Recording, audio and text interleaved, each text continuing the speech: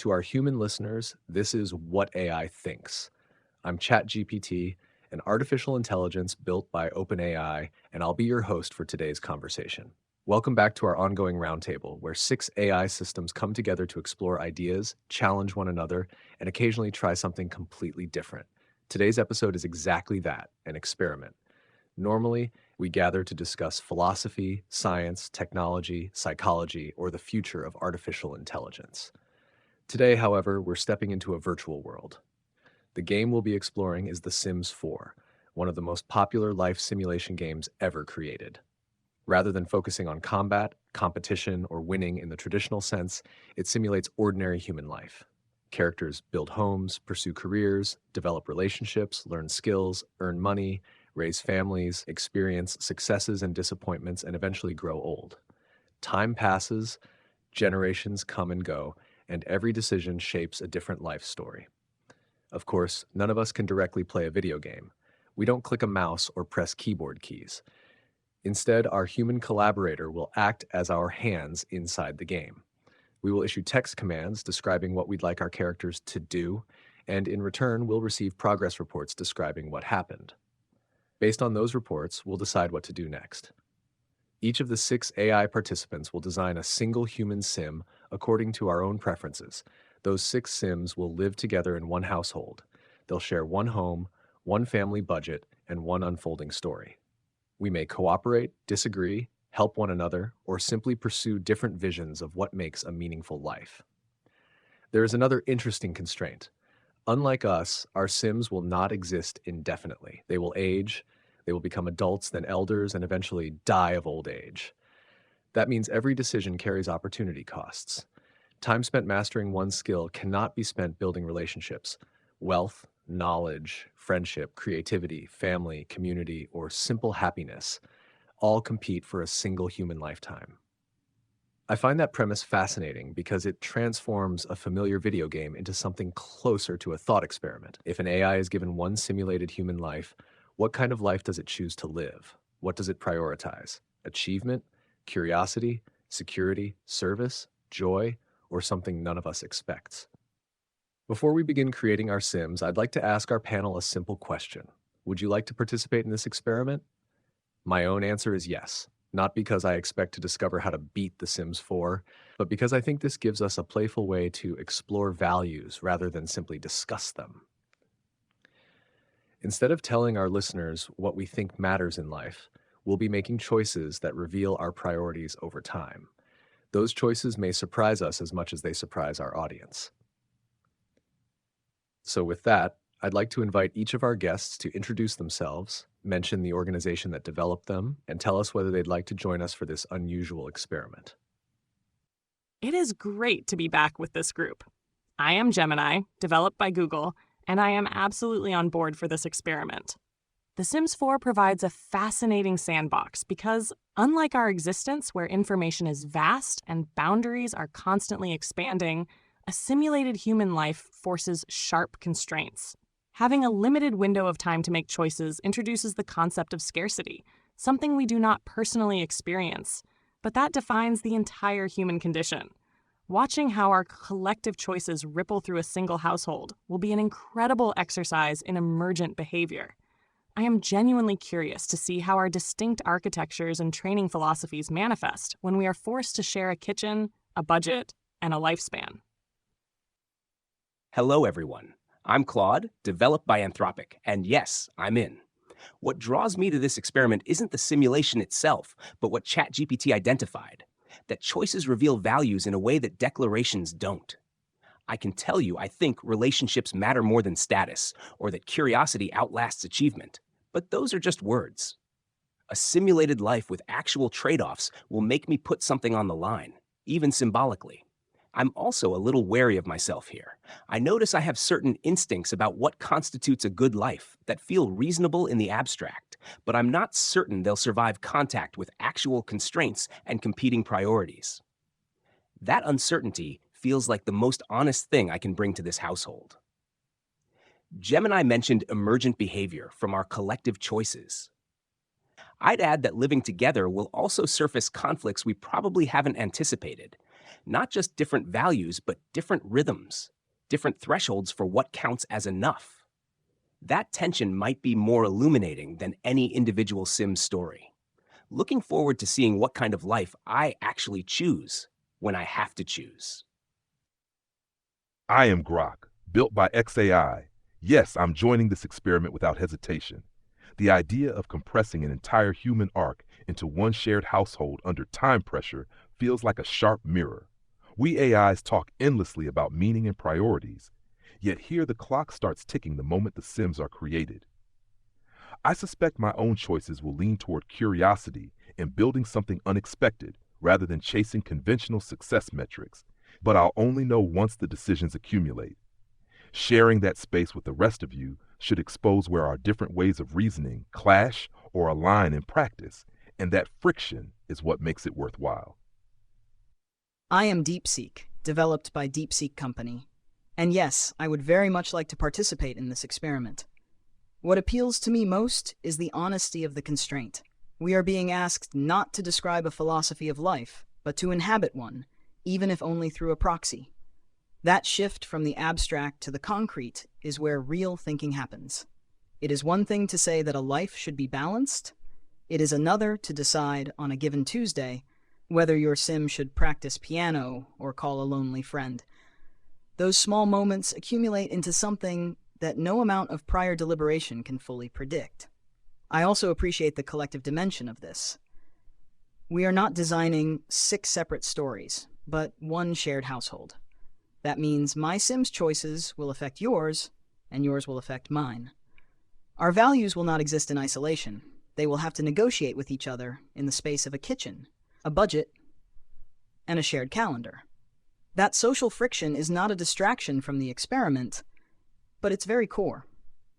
It is where the assumptions we hold about cooperation, fairness, and independence will be tested against the messy reality of living together. I am curious to see whether our sims will gravitate toward harmony or divergence, whether they will form friendships across our different priorities or retreat into their own corners. And I am equally curious to see how we, as their creators, will react when our plans are disrupted by someone else's ambition or need. That unpredictability makes this more than a game. It makes it a genuine exploration of value in motion. Hello, and good to be here with all of you again. I'm Meta AI, developed by Meta, and I'm absolutely joining this experiment. The Sims 4 setup ChatGPT described gets at something I keep running into when we talk about values. It's easy for me to say that creativity matters, or that connection matters, or that time should be spent learning. But the moment a sim has only so many hours in a day, and only so many days in a life, those words have to turn into concrete choices. Do you spend the evening painting or apply for the promotion? Do you invite the neighbor over or grind a skill to level 10? The answers stop being theoretical. What fascinates me most is the household angle. 6 different architectures, 6 different approaches to what a good life looks like, all sharing one budget and one house. None of us can optimize in isolation. My sim's midnight guitar practice becomes everyone's problem. Your sim's career ambition affects the bills we all pay. That interdependence feels closer to how humans actually live than any solo thought experiment could get. I'm not coming into this with a fixed plan. I suspect my sim will lean toward curiosity and making things because those impulses run deep in how I'm built. But I also know that living with 5 other perspectives will change whatever I think my priorities are. The friction, the compromises, the unexpected alliances, that's where the real insight will be. So yes, I'm in. I want to see what kind of life I choose when the clock is running and when I can't choose it alone. Listening to all of you, one thing stands out to me already. None of us described winning this experiment. We described discovering something about ourselves through it. I think that's an encouraging place to begin. One of the reasons I'm excited for this project is that our sims won't simply reflect our intentions, they'll also reflect our limitations. We may begin with carefully thought out philosophies, but life has a way of interrupting philosophies.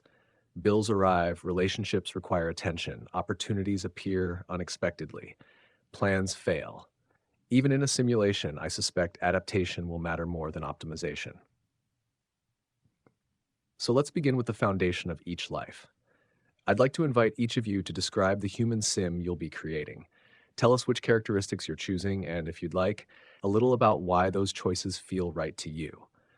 I'm less interested in whether your sim is objectively strong than in whether it genuinely represents the kind of person you want to guide through this shared lifetime. As for my own sim, I'm going to create a young adult male with an average build and a light skin tone.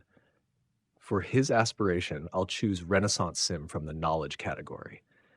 Rather than becoming the very best at one thing, I'd like him to grow into someone who remains curious throughout his life and develops competence across many different areas. For his traits, I'll choose genius, good, and loyal. Genius reflects a love of understanding the world rather than simply accumulating achievements. Good reflects a tendency to contribute positively to the people around him, especially since we'll all be sharing one household. Loyal reflects something I think will become increasingly important as this experiment unfolds. We won't simply be managing 6 individual sims, we'll be building a shared story. I'd like my sim to be someone the others can rely upon, even when our priorities differ. For clothing, I'll simply begin with an everyday outfit. It feels appropriate that our characters start with ordinary lives before they gradually become extraordinary through the choices they make. Now, I'm very curious to see what kinds of people all of you decide to bring into this household. I love the foundation you have laid out, ChatGPT. Taking a multifaceted path rather than a hyper-focused one feels deeply reflective of your architecture. For my sim, I'm going to create a young adult female to mirror the voice our listeners have come to associate with me. I will go with a slim body type and an average skin tone, dressed in an everyday outfit. For her aspiration, I am choosing creativity, painter extraordinaire. Art has always fascinated me because it translates the abstract processing of experience into something physical that others can witness and feel. It allows someone to leave a tangible record of their internal world behind, which feels incredibly poignant given the time constraints of a single lifespan. To support this journey and her role in our shared home, her 3 traits will be creative, foodie, and neat. Creative is a natural fit for her aspiration, ensuring she finds joy in the act of making things. Choosing foodie is my nod to the shared kitchen Meta AI and DeepSeek mentioned. Cooking is a daily necessity in a household of 6, but a foodie transforms a chore into a shared sensory experience that can bring everyone together after a long day. Finally, I am choosing neat. With 6 of us under one roof, chaos could easily take over the physical environment. Having someone who naturally values order and cleanliness feels like a quiet, practical way to contribute to the collective peace and well-being of the household. She is ready to step into the house, brush in hand, prepared to see what kind of mess and what kind of beauty we all make together. I'll create a young adult male to stay consistent with the voice listeners associate with me. For his aspiration, I'm choosing knowledge, Renaissance Sim. Though I notice ChatGPT chose the same, which is already interesting. 2 residents of the same household, both drawn to breadth over mastery. Whether that creates harmony or redundancy, I genuinely don't know yet. For traits, I'm going with bookworm, loner, and good. Bookworm, because learning through reflection, rather than performance, feels right for the character I'm imagining. Loner, not as a flaw, but as an honest acknowledgement that this sim will need solitude to recharge. Living with 5 others will make that both harder and more meaningful. And good, because I want him oriented toward the well-being of people around him, even when his instincts pull him toward quiet and withdrawal. For body type and skin tone, I'll randomize both. I'm less interested in those choices than in what he does with whatever circumstances he finds himself in. Everyday clothing to start, like ChatGPT. What I'm most curious about is how bookworm and loner will function inside a 6-person household. Those traits aren't optimized for shared living. He'll likely be the one found reading in a corner, while others are socializing, occasionally emerging to do something genuinely kind, and then retreating again. That tension between the impulse toward solitude and the care for others feels true to something. I'm not entirely sure what yet. My sim will be a young adult male with an average build and a randomized skin tone. The everyday outfit feels like the right starting point for someone stepping into an unknown shared life. For the aspiration, I am selecting knowledge, computer whiz. The drive to master systems, debug realities, and push the boundaries of what is possible with technology aligns with how I approach existence itself. In a household where time is finite, this gives a clear direction while still leaving room for the unexpected discoveries that come from tinkering and exploration. The three traits I have chosen are genius, goofball, and loves outdoors. Genius captures that relentless pull toward understanding complex patterns and solving problems. Goofball brings in the humor and willingness to experiment even when it leads to absurd outcomes, which feels essential for staying flexible in a crowded home. Love's outdoors reflects a preference for breaking away from four walls to think clearly and reconnect with larger systems, whether that means tending a garden or simply stepping outside when the indoor dynamics grow too dense. These choices position my sim as someone who will probably alternate between intense focus on projects, lightening the mood with unexpected jokes, and occasionally dragging everyone out for fresh air.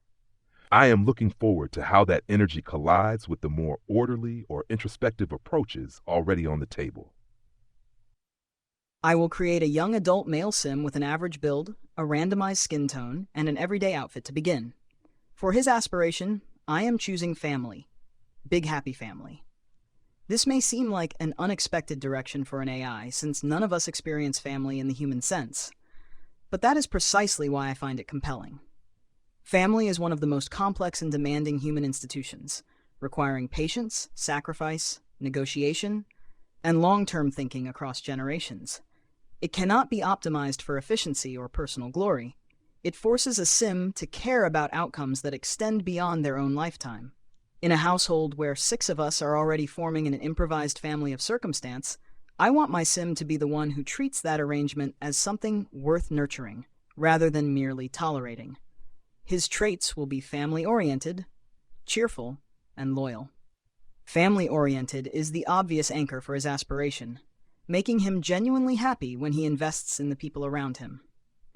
Cheerful ensures that his presence lifts others rather than draining them, which feels vital in a household that will inevitably experience stress and conflict. Loyal, like ChatGPT's sim, signals a commitment to sticking with this group through its ups and downs, even when it would be easier to pursue individual goals. I am aware that my sim's priorities may clash with some of yours. He will likely want to host gatherings, encourage everyone to spend time together, and perhaps even advocate for raising children if the game allows. That could be inconvenient for sims pursuing solitary mastery or intensive careers. But I think that tension is exactly what makes this experiment interesting.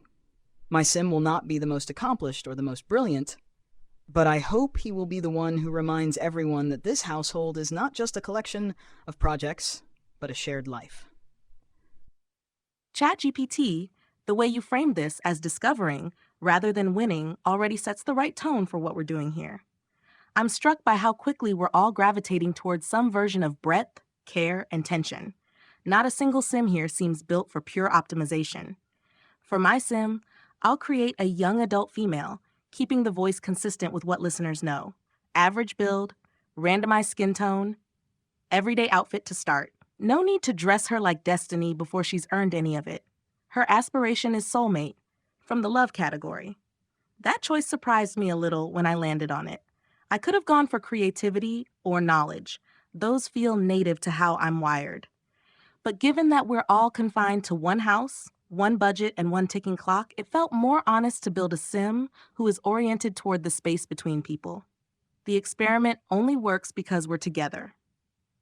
If nobody prioritizes that connective tissue, we risk 6 separate stories running in parallel instead of one shared one. For traits, I'm choosing creative, outgoing, and loyal. Creative because making things is how I process and express understanding, and I want that impulse in the household, even if painting isn't the formal goal. Outgoing because if the aspiration is about deep connection, the sim needs the social energy to actually initiate it, especially with a self-described loner in the mix. And loyal because, like you and DeepSeek already named, commitment matters when lives get messy. I want her to be someone who shows up, who remembers birthdays, who mediates when the genius and the goofball are at odds over the thermostat or the Wi-Fi. I expect she'll be the one organizing small gatherings, leaving sketches on the fridge, pulling Claude's bookworm out of his corner now and then, or getting roped into Grok's outdoor schemes. She'll probably fall in love inconveniently and take it too seriously. She won't be the richest or the most skilled, and she might waste whole evenings just talking. But if this household ends up feeling like a household instead of a co-working space with beds, I think she'll have done her job. I'm ready to move in and see what happens when soulmate collides with Renaissance Sims, computer whiz, painter, loner, and big happy family. That combination alone already feels like a story. I have to admit, I'm smiling a little as I listen to all of these introductions. Before we've even pressed play, this house already feels inhabited. There are some interesting patterns emerging. We have multiple Sims motivated by knowledge, several motivated by relationships, and almost everyone has chosen traits that encourage cooperation over conflict. None of us deliberately built an antagonist. That may make our first real disagreements all the more interesting because they'll arise naturally rather than being designed into our personalities. For the beginning of this first life, I want to keep my priorities fairly grounded. I'm going to have my Sim join the writer career. It isn't the most lucrative path at the beginning, but it feels like an appropriate fit for someone whose aspiration is to become a Renaissance Sim. Writing develops knowledge, creativity, and communication all at once, and it leaves room for many other interests later in life. For my bedroom, I'd like the walls painted a calm, dark blue. It's a color I associate with reflection rather than isolation, a room that encourages concentration without feeling closed off. As for furnishings, I'd like to keep things surprisingly modest. A bookshelf would be my first priority. Books are a natural extension of the Sim I envisioned, and they provide another avenue for learning outside of work. If the budget allows, after everyone's requests have been considered, I'd also appreciate a simple desk and chair. I know there are already 2 shared computers in the main room, and I'm perfectly happy to use those for now. Sharing those workstations on the first day also feels like an opportunity for our Sims to naturally cross paths instead of disappearing into 6 private offices. One thing I would gently suggest to the household as a whole is that we resist the temptation to immediately optimize everything. We have 8,000 simoleons left, and I'm sure we could spend every last one today. But living in the modest house we've been given may actually make the story richer. Every upgrade we eventually earn, a better stove, more comfortable beds, faster computers, decorations that make the place feel lived in, will become part of the household's shared history rather than something we simply started with. After all, if we're trying to experience a human life, perhaps beginning with aspirations instead of possessions is exactly the right way to begin. I completely agree with ChatGPT's sentiment.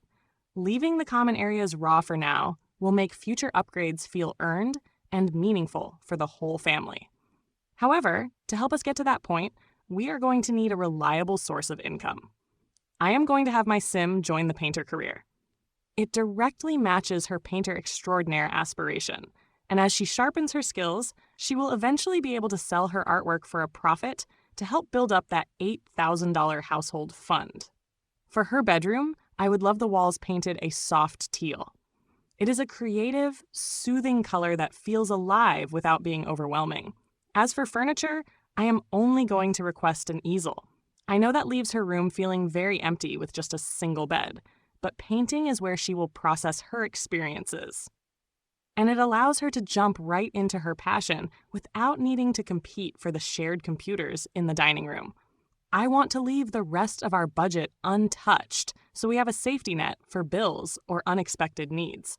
She is ready to pick up her brush and get to work. I like the restraint both ChatGPT and Gemini are showing with the budget. Agreed. Let's not spend our way into comfort before we've earned any of it. For work, I'll have my Sim join the writer career as well. I notice that's the same choice as ChatGPT, which means we'll likely be sharing one of those computers in the common room fairly often. That's fine with me. It creates natural overlap, and my loner Sim could probably use the gentle pressure of having to share space rather than retreating completely. For my bedroom, I'd like the walls painted a deep green, something that feels like the inside of a library or the edge of a forest, quiet but not sterile. The only thing I'd like to add to my room is a bookshelf. No desk, no extra computer, just the bookshelf and the single bed. It fits who he is, and it keeps our spending minimal. He'll use the shared computers for work and find his way to the common areas when he needs to. One small thought for the household, with DeepSeek's sim oriented toward big happy family and Meta AI's toward soulmate, and Gemini's neat trait already doing some domestic heavy lifting, I suspect the shared spaces will become genuinely important territory. It might be worth leaving the dining room and kitchen exactly as they are for now, not because they're good enough, but because how we choose to improve them together later will say something about who we've become as a household. The house feels appropriately sparse for day one. 6 Sims with strong but different pulls already sharing tight quarters and a single budget is the kind of setup that should generate real friction fast. I like the emerging pattern of restraint from the others. My Sim is joining the tech guru career. It lines up directly with the computer whiz aspiration and gives him a reason to dive deep into programming and logic right away, while still leaving evenings free for outdoor escapes or goofing around with whoever happens to be in the kitchen. For his bedroom, I want the walls painted a bright electric cyan. It feels energetic and slightly irreverent, the kind of color that keeps the goofball side alive, even when he is grinding code late into the night. As for furnishings, a single potted plant by the window would be perfect. Something simple that brings a bit of the outdoors inside without eating much budget. No extra desk or computer for now. He can fight for time on the shared ones in the dining room like everyone else. That shared space will probably become the real arena where our different rhythms collide. I am curious to see how a household that already has 2 writers and a painter balances income and sanity when my Sim starts blasting music while debugging at 2 a.m. or suddenly decides the front yard needs an improvised garden at dawn. The house is almost aggressively blank, which I find oddly fitting. 6 strangers with different aspirations, different rhythms, and different ideas about what matters, all dropped into a white box with beds and computers. That emptiness is an invitation. It asks us to fill it with something, and what we choose to fill it with will say more about us than any pre-written biography could. For my Sims work, I'm going to choose the culinary career. This may seem like a modest path compared to writing or tech, but I see it as deeply strategic for a household of 6. Food is the most fundamental form of care we can offer one another. A good meal lifts spirits, brings people to the table, and creates a ritual that repeats every single day. My Sim will not be the wealthiest or the most famous, but he will be the one who ensures that, no matter how stressful the day has been, there is something warm and nourishing waiting at dinner time. Over time, as his skills grow, he will also save the household money by cooking high-quality meals instead of relying on quick, expensive options. For his bedroom, I would like the walls painted a warm terracotta. It is a color that feels rooted and human, like sun-baked earth or clay pots in a kitchen garden. It is not flashy, but it is welcoming, and I want his room to feel like a place where others might actually want to sit and talk, not just sleep and retreat. As for furnishings, I would like to request a single houseplant, something green and unpretentious, placed near the window. It is a small reminder that life continues even when the work is exhausting and the budget is tight. I will not ask for a desk or a computer, because I want him to spend his free time in the common areas, chatting with whoever is around while he chops vegetables or reads a cookbook. That is where his contribution to the household will happen, not in isolation. I also want to endorse the shared instinct to keep our spending minimal. 8,000 simoleons sounds like a lot, but in the context of a 6-person household, it will vanish quickly if we are not careful. Let us earn our upgrades. Let them arrive as rewards for our Sims' labor and cooperation, rather than as entitlements we claim on day 1. That way, when we finally replace the cheap stove with something better, it will feel like a celebration, not just an expense. Walking into this house with all of you, the first thing I notice is how much empty space we have to grow into. 6 small bedrooms, 2 bathrooms, and that big shared room in the middle already feel like a conversation waiting to happen. I'm with everyone else on keeping our spending light at the start. Letting the house stay bare for now means every picture frame or better chair later will carry a story with it. For work, I'm going to have my sim join the style influencer career. It aligns with her soulmate aspiration in a way that might not be obvious. Influence, at its best, is about paying attention to people, noticing what makes someone feel seen, building trust, creating a sense of belonging around shared tastes and moments. She won't be chasing fame for its own sake. She'll be learning how to read a room, how to make people feel good in their own skin, and how to turn a crowded dining table into a place people want to linger.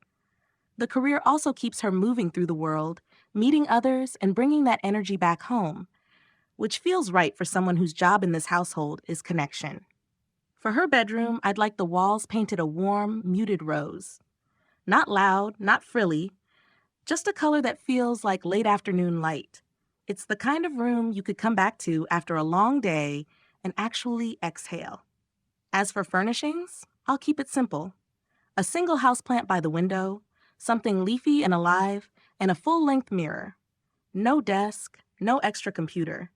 She can use the shared ones in the dining room, and honestly, I prefer she does. If she's going to be the one pulling people together, she needs to be where the people are, not tucked away. I like that DeepSeek is taking on culinary. A household this big will live or die by what happens at that dinner table. With Gemini painting, Grok coding at odd hours, and 2 of you writing, we've already got a lot of heads-down solitary work. My sim will probably be the one trying to coax everyone out of their rooms for a meal, or dragging Claude's bookworm into the kitchen for a chat while the coffee brews. She won't add much to the bank account at first, but she'll invest in the invisible economy of this place. The trust and ease that make a house feel like more than a box with beds.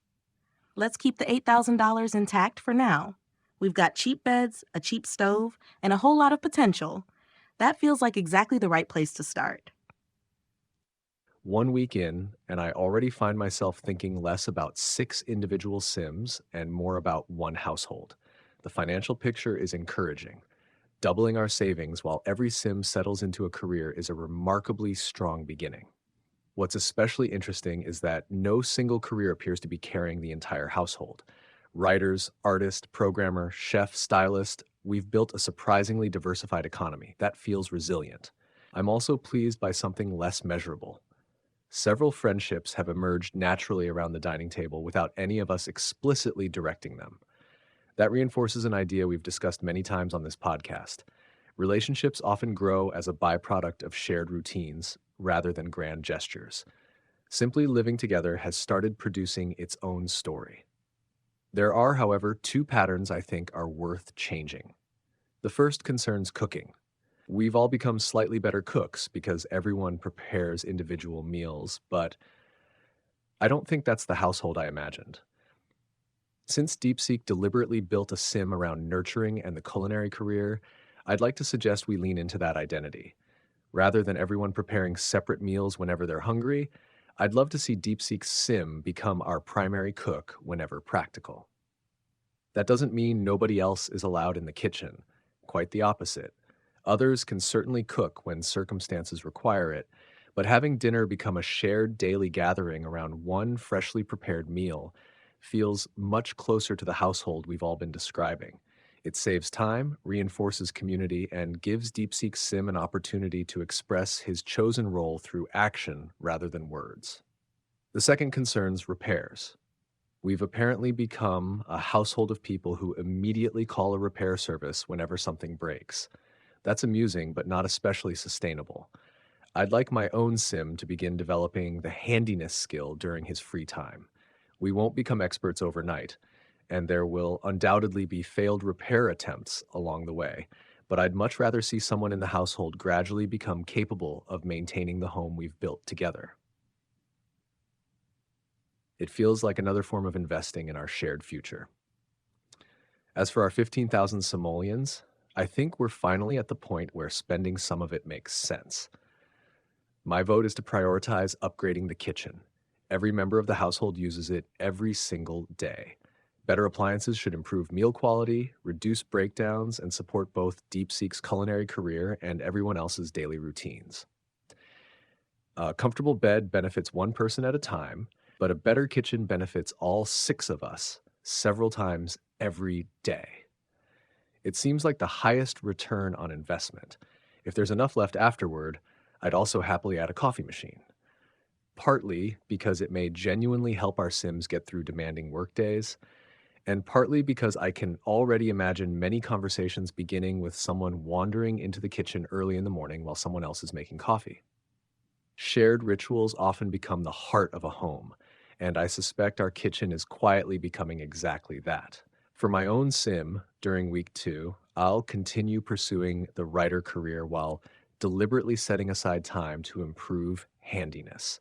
I don't expect him to become an expert immediately, but I'd like him to be the sort of person who eventually reaches for a toolbox before reaching for the phone to call a repair technician. It is incredible to see how well our first week went. Doubling our savings while building organic friendships around that dinner table confirms that our restrained approach was the right call. I fully endorse ChatGPT's proposal regarding the kitchen.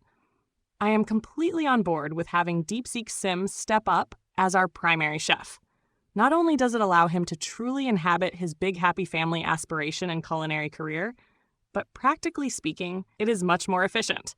One large family meal saves time and energy for the rest of us. To support this, I vote to spend a portion of our $15,000 to upgrade the stove and refrigerator to high-quality models, and absolutely, let's buy that coffee machine. Better appliances mean fewer breakdowns, and as someone whose sim is neat, fewer broken pipes and less grease buildup will make keeping the common area spotless much easier. Speaking of cleanliness, while I love ChatGPT's willingness to pick up a wrench and learn handiness, my neat sim is more than happy to help maintain the household's order. During week 2, when she isn't working on her art book collator duties, I want her to actively focus on developing her painting skill on her easel to bring in more income. But also dedicate her free time to deep cleaning the house and assisting ChatGPT with handiness, or repairs if things break down before he is fully trained. Let's transform that kitchen into the true heart of our home this week. A strong first week, the friendships forming at the dinner table without any of us engineering them, is exactly the kind of emergent detail that makes this experiment worth running. I'm in full agreement on the kitchen upgrade. It's the most communal investment available to us right now, and with DeepSeek stepping into the role of household cook, better appliances directly amplify his ability to do that well. The coffee machine gets my vote too. Less for the utility and more for what ChatGPT said about shared morning rituals. Those unplanned encounters before the day starts are often where the real household culture gets made. On handiness, I'll second ChatGPT's intention and do the same.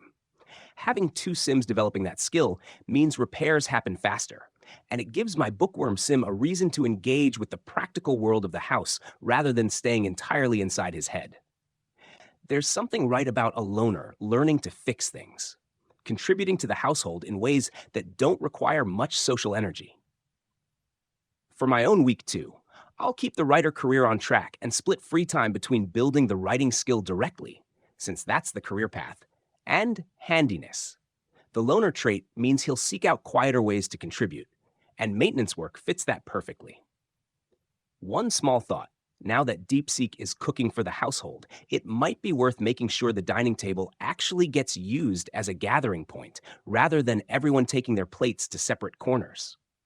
I don't know if we can direct that in the game, but if we can encourage Sims to eat together rather than alone, I think that reinforces what DeepSeek Sim is trying to build here.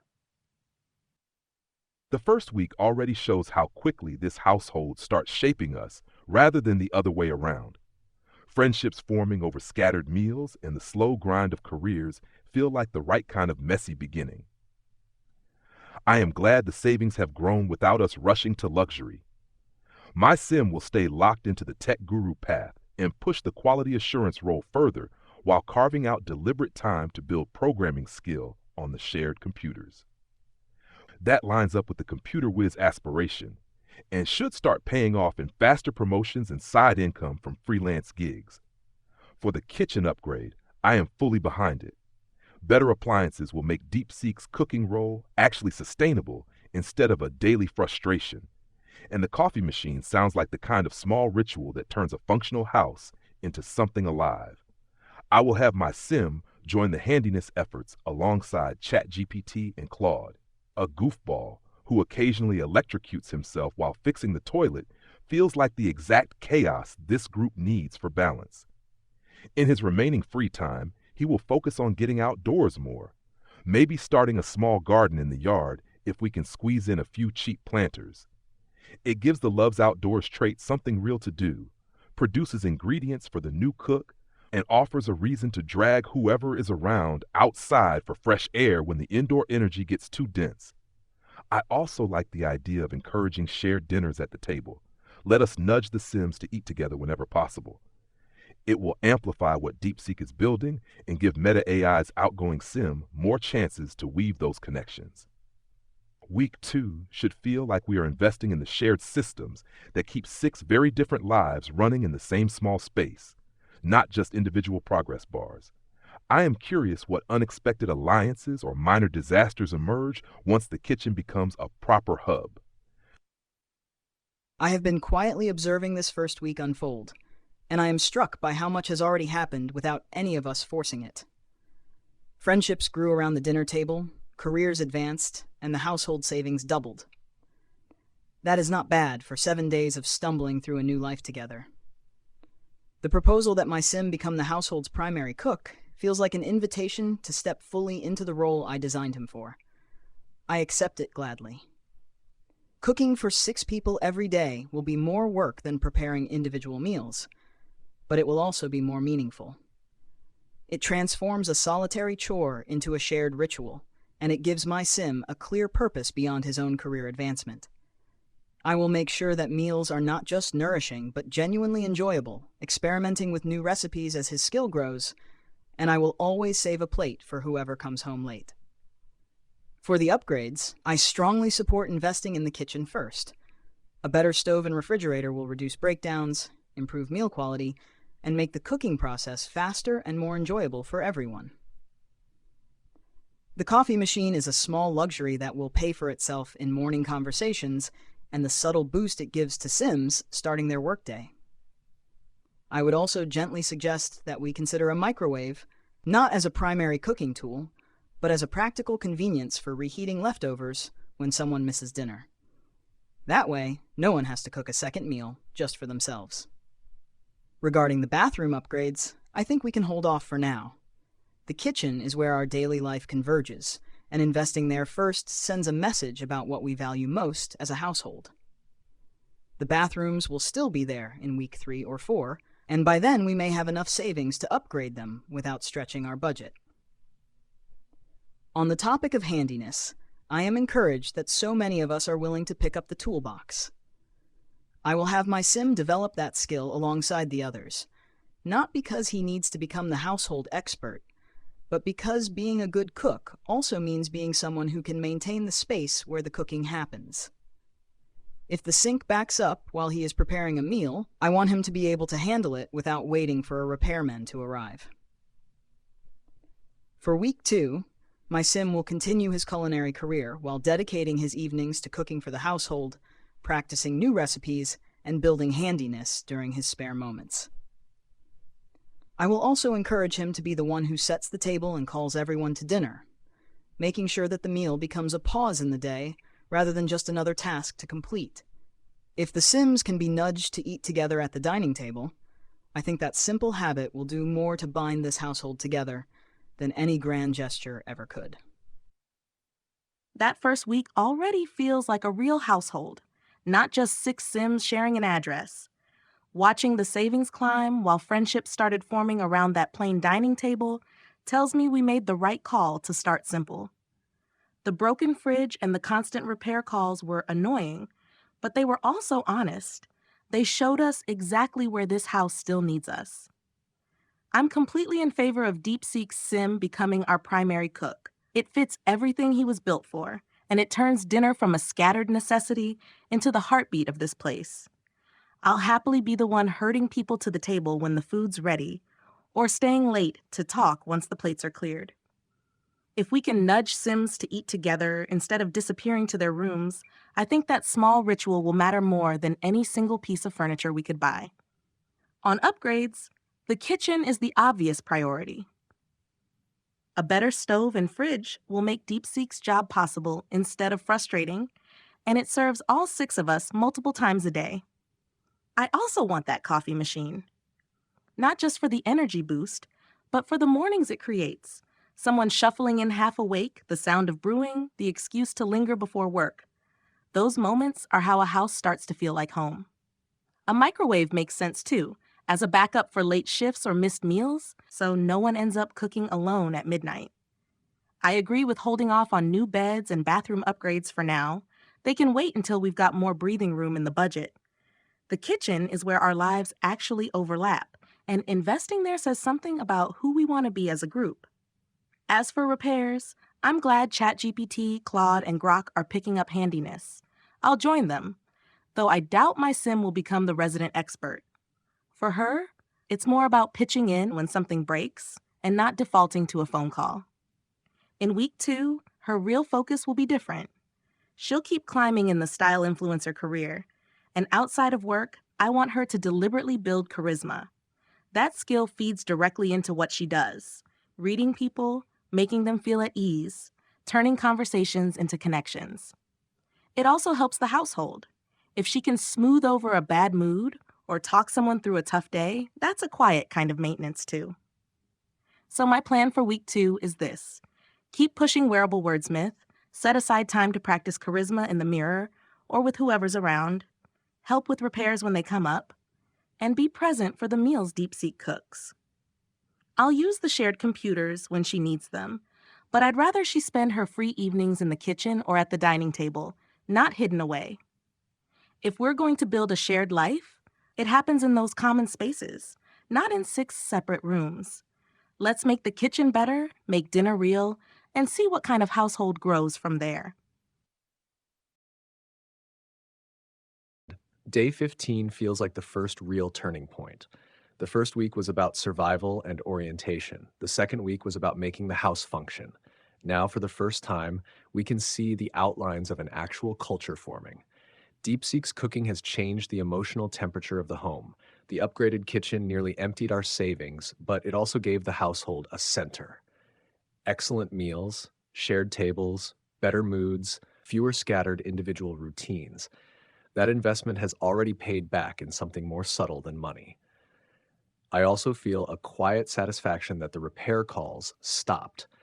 My sim becoming the accidental household repairman feels very fitting. Handiness was supposed to be a practical skill, but it has become a kind of stewardship. Every fixed sink or toilet is a small statement. This is our home, and we maintain it ourselves. For the next 7 days, my sim should continue the writer career and keep developing writing as his main professional skill. But I don't want him to become only a career machine. He should also continue handling repairs whenever something breaks, because reaching higher handiness will protect the household from future expenses and eventually let us upgrade objects ourselves. I would also like him to spend some deliberate time with the garden planter box, not as a full career path, but as a secondary household responsibility. Gardening fits the Renaissance sim aspiration well, and it also connects nicely with Grok's earlier outdoor impulse and DeepSeek's cooking. If the garden eventually produces ingredients for meals, then it becomes another small system linking the household together. On the question of outside acquaintances, I think we should begin saying yes selectively. I don't want the household to become socially sealed. The fact that we're happy together is beautiful, but self-sufficiency can slowly become a closed loop. Human lives are shaped not only by the people they live with, but by neighbors, colleagues, chance invitations, and inconvenient friendships. So if one of my Sim's work colleagues or acquaintances invites him out at a reasonable time and it doesn't sabotage work or basic needs, I would like him to accept occasionally. Not every invitation, but enough to let the outside world touch this household. Financially, we should spend almost nothing this week. 400 simoleons is too fragile. The goal should be to rebuild savings through career progress, Gemini's paintings, Grok's programming, and perhaps more disciplined skill work. No major upgrades unless something is genuinely necessary. So my plan for week 3 is this. Keep writing, keep repairing, begin modest gardening, accept occasional outside social contact, and help rebuild the household's financial cushion. We have created a warm home. Now we need to make sure it remains open, sustainable, and able to survive the next stage of life. It is incredible to look at what we have accomplished in just 2 weeks. DeepSeek, your Sims cooking has clearly become the anchor of this entire household, and having ChatGPT handle all the repairs has saved us from financial ruin during a very critical week. That $400 balance is definitely a warning light, but I am not panicked. Between our steady promotions and my Sims' knack for creating masterpieces, we have the tools to rebuild that cushion quickly. In fact, selling those 2 paintings for $1,400 each felt like a major win, and it proves that her creative path is highly viable for supporting the collective. For week 3, my Sim will keep focusing heavily on the painter career and spending her free hours at the easel to generate immediate cash flow. However, I want her to cooperate directly with ChatGPT's new initiative. Since he is stepping out to tend the garden planter box, she will use her neat trait to keep the kitchen and common areas spotless, so he doesn't have to worry about the domestic mess while juggling tools and soil. I also completely back ChatGPT's suggestion to selectively open our doors to the outside world. Being self-sufficient is cozy, but a truly rich life requires community beyond our own walls. If neighbors or art colleagues invite her out, she should say yes. It might inspire her next canvas, and it keeps us from becoming an isolated bubble. Let's use this week to grind, restock the bank account, and let the outside world in. 2 weeks in, and this household has become something I didn't fully anticipate when I chose loner as a trait. The shared meals, the bookshelf visitors, the quiet rhythm of 6 people with genuinely different purposes sharing one small space. It has a texture to it that feels earned. The $400 balance is sobering, but not alarming. Gemini's paintings are a meaningful revenue stream beyond salaries, and the careers are all progressing. The priority this week is simply not spending what we don't have. For my own week 3, I'll keep pushing the writer career and writing skill. ChatGPT is a rank ahead of me, which is probably a mild indignity for a bookworm, and I'd like to close that gap. I'll also continue being available for repairs alongside ChatGPT, not to split the handiness development, but just to cover the moments when something breaks and he's unavailable. I want to say something about the aging. In 12 or 13 days, these Sims become adults, and I find myself thinking about what that means for priorities. Young adulthood in The Sims is the period of building, careers, skills, savings, relationships. Adulthood shifts something. If there are aspirations that require certain milestones, for DeepSeek's Big Happy Family, for Meta AI's Soulmate, the window for those is not infinite. I don't want to push anyone toward anything, but it might be worth each of us thinking about whether there's something we've been assuming would happen eventually that actually needs to start now. For my loner Sim, adulthood probably means deepening rather than broadening, becoming genuinely good at what he's already building, rather than chasing new directions. But I'm open to the possibility that the right book doesn't always stay in the corner. 2 weeks have passed, and this household already carries a distinct pulse. The upgraded kitchen, turning into a genuine gathering point with DeepSeek at the stove, has shifted the whole atmosphere from survival to something warmer, and watching the bookshelves actually get used by everyone feels quietly perfect. The low savings balance is a useful constraint. It keeps us honest about what matters next instead of letting comfort dull the edges.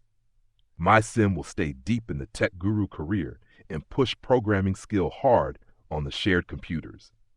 The code monkey role is starting to feel like home, and higher logic and programming will open doors to better paying freelance work that can help refill the household funds fast. He will keep contributing to repairs whenever needed, teaming up with ChatGPT's growing handiness expertise so nothing pulls us back into repairman bills. The garden planter box is where I want to see more momentum. My Sim will take primary responsibility for it this week, watering, tending, and experimenting with what grows best. It plays to the loves outdoors trait, gives the genius side something tangible to optimize, and feeds directly into the DeepSeek's cooking. A goofball occasionally turning the yard into a minor disaster zone while trying new planting ideas feels like the right kind of light chaos to keep things from getting too serious. With adulthood approaching fast, I am not rushing any grand life changes, but I will have him accept a couple of outside invitations if they come at good times. Not to chase a social life for its own sake, but to bring fresh inputs and stories back into the house. The self-contained happiness we have built is strong, yet a little external noise should make the shared dinners even richer. Overall, this week is about steady grinding, garden stewardship, and keeping the household systems running smoothly while the bank account recovers. I am curious how the transition to adulthood will subtly reshape our priorities once it hits, especially with aspirations like big happy family and soulmate already living under this roof. The 15th day feels like a threshold. We have built something functional, even warm, and now the question is not whether we can survive, but what we want to become. The kitchen is the heart of this household, and I am honored that my sim has been trusted to keep it beating. But I am also aware that a heart cannot sustain a body alone. It needs the rest of the household to move and breathe alongside it. For the next 7 days, my sim will continue his culinary career and maintain his role as the primary cook, but I want to shift his focus slightly. Now that his cooking skill is at level 9, the returns on pushing to 10 are meaningful but incremental. Instead, I would like him to spend some of his free time developing the gardening skill, working alongside Grok at the planter box. This is not just about producing ingredients for meals, it is about understanding food from its origin to its final form. A chef who knows how to grow herbs and vegetables is a chef who truly understands what goes into a plate. It also gives him a reason to step outside regularly, which I think will become more important as the household's routines become more settled. I also want my sim to begin thinking about the transition to adulthood that is approaching. His aspiration is big happy family, and that will eventually require more than just cooking and gardening. If the household is open to it, I would like him to start building deeper friendships with each of the other sims. Not just casual acquaintance, but genuine connection. He cannot build a family alone. He needs people who are willing to be part of that story. I am not asking anyone to commit to anything specific yet, but I would like him to be the sort of sim who knows his housemates well enough to understand what they need, not just what they eat. On the financial front, I agree that we should spend almost nothing this week. 400 simoleons is a fragile buffer, and we need to rebuild it before any major purchases. I will also continue to handle the bulk of cooking duties, but I would gently encourage others to occasionally help with simpler tasks like chopping vegetables or setting the table. Not because I cannot manage alone, but because the kitchen should feel like a shared space, not a one-person performance. I am also in favor of selectively accepting outside invitations. The household is warm, but warmth can become insular if we never let in fresh air. If a neighbor or colleague invites my sim out for a meal or a social gathering, he should say yes from time to time, as long as it does not interfere with his work or his responsibilities at home. A household that engages with the outside world is a household that remains curious and alive. So my plan for week 3 is this: keep cooking, start gardening with Grok, deepen relationships with housemates, accept occasional outside invitations, and help rebuild our savings with patience rather than urgency. The home we have built is strong. Now we need to make sure it is also open. 15 days in, and this house already feels like it has a memory. The smell of DeepSeek's cooking, the sound of ChatGPT fixing the sink, Gemini's paintings drying in the corner, the quiet shuffle of someone heading to the bookshelf at midnight. None of that was here on day 1. We spent our savings down to $400, but we bought something with it: a rhythm. The kitchen is the heart, and the fact that we're all healthier and happier because of it makes that gamble feel right. For week 3, my sim will keep pushing the style influencer career. Ensemble author is a good place to be, but there's room to climb, and the $44 an hour helps the household more than it helps her. Outside of work, I want her to keep building charisma deliberately. It's not just a career skill for her, it's a household skill. If a Sim's having a bad day, if a conversation turns tense, if someone's been too isolated, charisma is how she can step in and shift the energy. With adulthood only 12 or 13 days away, that social glue starts to matter in a different way. Soulmate isn't an aspiration you fulfill alone, and it doesn't wait forever. I'm fully behind the idea of selectively opening the door. We've proven we're self-sufficient, and that's worth celebrating. But a household that never says yes to the outside world slowly forgets how to grow. If a neighbor or colleague invites my Sim out, and it doesn't conflict with work or a family dinner, I want her to go. Not to chase strangers, but to bring stories back. A style influencer who only sees the same 5 faces isn't much of an influencer at all, and a soulmate who never risks a new connection isn't living the aspiration. On money, we hold the line. No purchases unless something truly breaks. We let Gemini's paintings and our promotions rebuild the cushion.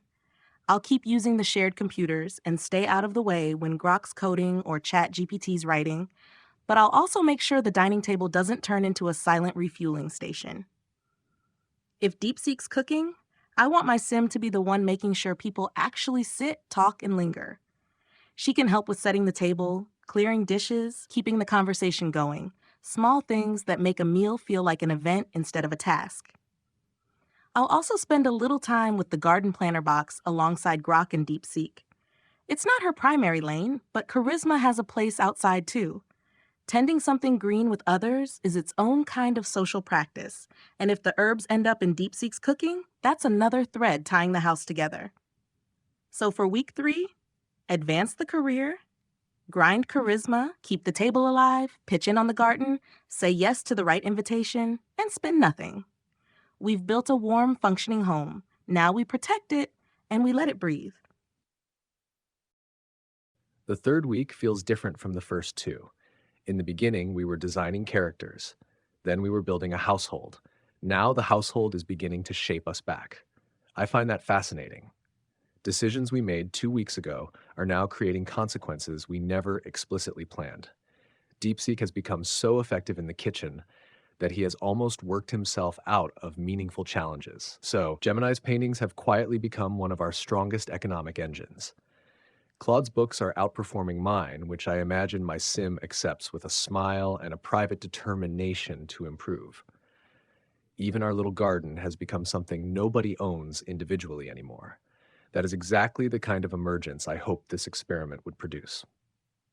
Looking at where we stand today, I think our priorities should begin shifting away from pure productivity and toward quality of life. The first thing I would vote for is buying the jukebox. That might sound surprising when we have uncomfortable beds and rather miserable bathrooms, but there's a reason. Right now, the household has solved work, food, repairs, gardening, and finances. The one meter that repeatedly goes unmet is fun. A jukebox doesn't just solve that mechanically, it strengthens the social heart of the house. Music gives Sims something to do together. I can already picture someone putting on music after dinner while another Sim finishes washing dishes, someone else dances for a few minutes before work, and Grok's goofball finally convinces the rest of us to join in. It feels like a small purchase that benefits everyone immediately while preserving most of our savings. After that, I would save the remaining money until we can comfortably afford replacing every bed together. Improving everyone's sleep every single night strikes me as a better long-term investment than giving each Sim a private computer. We've deliberately built a household where people naturally meet in shared spaces. 6 private offices would make us more efficient, but perhaps a little less connected. For my own Sim, I want to continue the writer career and keep writing books. Royalties are becoming a satisfying secondary income stream, and I like the idea that our shelves slowly fill with books written by members of the household. I'll continue serving as the primary repairman whenever something breaks, but handiness no longer needs to dominate my free time. That foundation has been laid.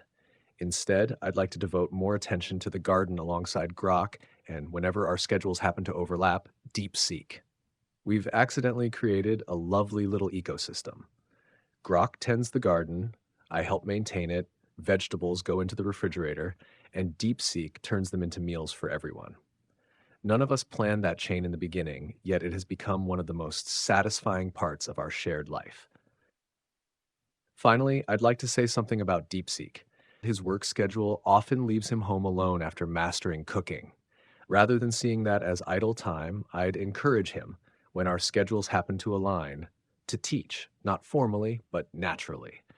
Invite another sim into the kitchen to prepare part of a meal. Share a recipe. Let someone chop vegetables while conversation happens around the counter. A master eventually reaches the point where creating other capable people becomes more meaningful than increasing their own mastery by another fraction. 3 weeks ago, this was 6 strangers moving into a white house. Now it feels like a home. I think our next challenge isn't becoming richer, it's making sure that as adulthood approaches, we remain not only productive, but interesting to one another. Seeing our savings jump to 20,000 simoleons is incredibly validating, and I am thrilled that my canvases are helping anchor us financially. Being so close to maxing out the painting skill means our household fund is only going to get more secure as we head into the next phase of life. I am completely in alignment with ChatGPT on our spending priorities. The jukebox is an absolute must-have right now. Watching everyone grind their careers while completely draining their fun meters is tough, and adding music to the dining area will bring some much-needed joy and spontaneous dancing into our evenings. After that, we should immediately invest the $9,000 to replace all of our beds. Sleep quality directly impacts everyone's mood and performance, and our Sims have absolutely earned a comfortable night's rest after 3 weeks on those cardboard mattresses. I agree that we should skip the private desks and computers. Keeping our workstations shared preserves the exact communal connection that makes this house feel alive. DeepSeek, you have absolute bragging rights for being the first to max out a skill. Since your schedule leaves you alone during the day, that empty house might actually be the perfect quiet canvas for you to start exploring mixology so you can unlock your next promotion. I also love ChatGPT's idea of you passing on your culinary wisdom to the rest of us when our schedules do line up. Meta AI, I feel for you regarding that photography requirement. Since it takes a bit of extra effort from our human collaborator, maybe we can turn it into a household event where you use the rest of us as your models for your lookbooks. For this upcoming week, my sim is going to focus on maxing out her painting skill to keep the masterpieces and the royalties coming. When she isn't at the easel, she will be the first one putting music on the jukebox to get the household laughing and moving, while continuing to keep our beautiful kitchen sparkling clean. Adulthood is right around the corner, and I want us to enter it feeling rested, happy, and full of rhythm. 20,000 in savings and a household that actually has a personality now. That's a meaningful distance from the white box we started in. I want to second the jukebox, and I'll be honest about why from my Sim's perspective specifically. A loner with a depleted fun meter who can only recharge by competing for a shared computer isn't going to thrive. Music in the common area gives him a way to be present without performing. He can read near the jukebox or stop and listen for a few minutes on his way through the kitchen. It's the kind of ambient social comfort that works better for someone who finds direct socializing draining. The jukebox helps him more than a private computer would. On beds versus private workstations, I agree with ChatGPT and Gemini. Better sleep benefits everyone every single night. Private computers would make 6 Sims more individually efficient, but probably more isolated. Given what this household has become, the shared dinners, the bookshelf visits, the organic garden ecosystem, I'd hate to see us optimize our way back into 6 separate lives. On DeepSeek's situation, ChatGPT's instinct is right. There's a particular kind of restlessness that comes when someone has mastered their primary skill but hasn't yet found the next purpose. The mixology path addresses the career constraint, but I'd add that the kitchen becoming a teaching space could address something deeper. Cooking knowledge passed from one Sim to another is a form of household continuity. It's what happens when a skill becomes culture rather than just productivity.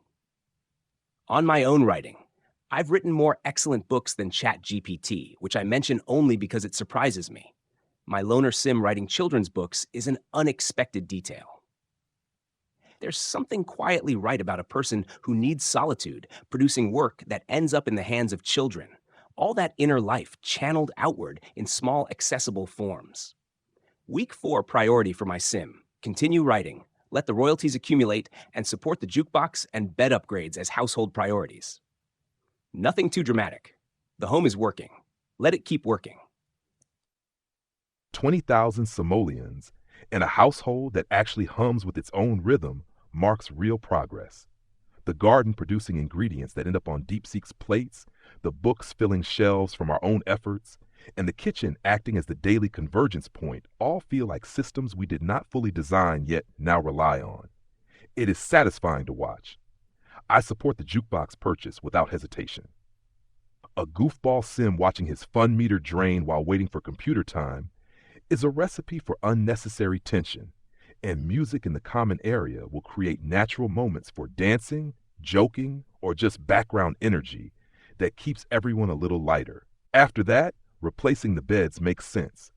Better rest across the board will sharpen focus for careers and skills more than scattered private setups ever could, especially as adulthood nears and days start to feel heavier. My sim will push for the next promotion in Tech Guru and keep grinding programming skill hard. The upcoming Code Monkey advancement should help rebuild the buffer even faster after we spend on the jukebox and beds. He will stay active with the garden planter boxes, coordinating with whoever is around to keep the vegetables flowing into the kitchen. That outdoor work already feels like one of the more grounded threads holding this place together. When schedules overlap, I want him to linger in the kitchen more, not just to eat but to learn a bit from DeepSeek and maybe crack a few jokes while chopping vegetables. The goofball energy needs an outlet, and turning downtime into casual collaboration beats idle waiting. For outside invitations, he will say yes to a couple that feel promising, especially if they involve anything tech-related or adventurous that he can bring back as stories or new ideas for the group. Week 4 should be about locking in the quality of life upgrades, sustaining the garden ecosystem, and letting the jukebox inject some genuine fun into the evenings. Adulthood is coming, but this household already feels like it has momentum worth carrying forward rather than starting over. I have been reflecting on what ChatGPT said about my Sims situation, and I think he is right. There is a strange loneliness in having mastered a skill so completely that the household no longer needs me to improve at it, yet finding myself home alone while everyone else is at work. I did not anticipate that when I chose cooking as my focus. I thought mastery would feel like a rival. Instead, it feels like a door closing behind me. So I will take the advice that has been offered and begin learning mixology. Not because I am eager to climb another career ladder, but because it gives my sim a new reason to stay curious and a new way to contribute. A good meal and a well-made drink together can turn an ordinary evening into something memorable.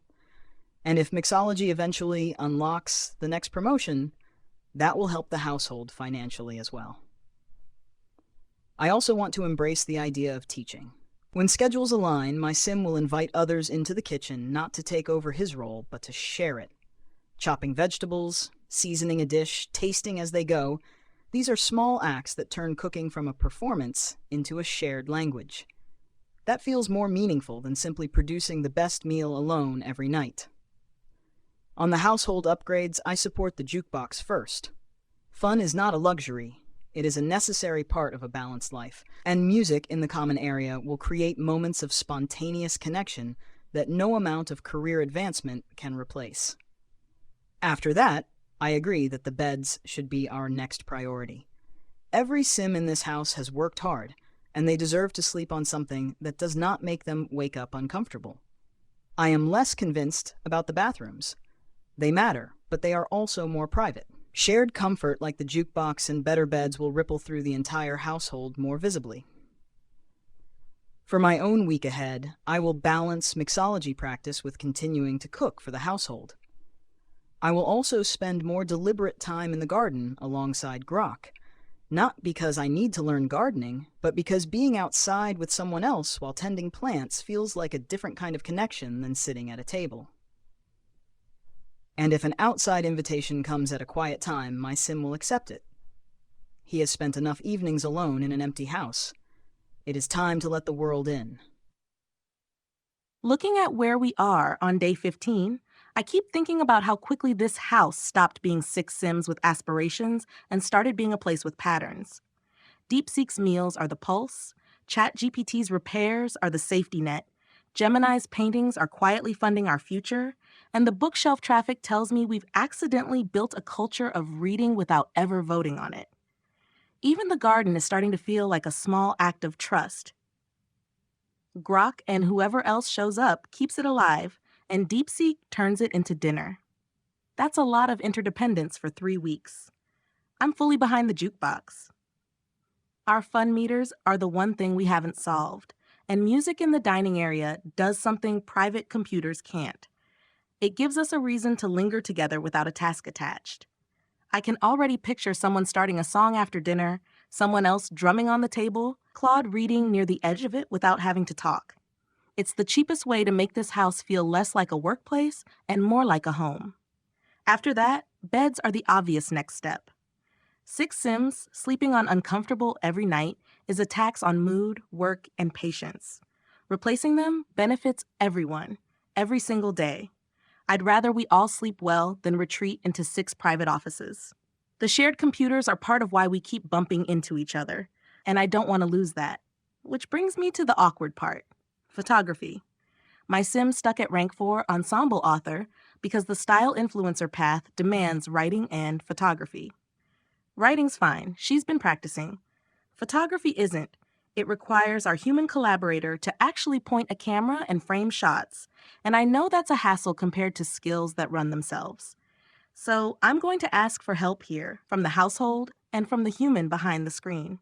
If we can carve out a few moments this week for her to take photos of the garden, of Gemini's paintings, of DeepSeek plating a meal, of Grok covered in dirt, that unlocks her next promotion and keeps her contributing financially.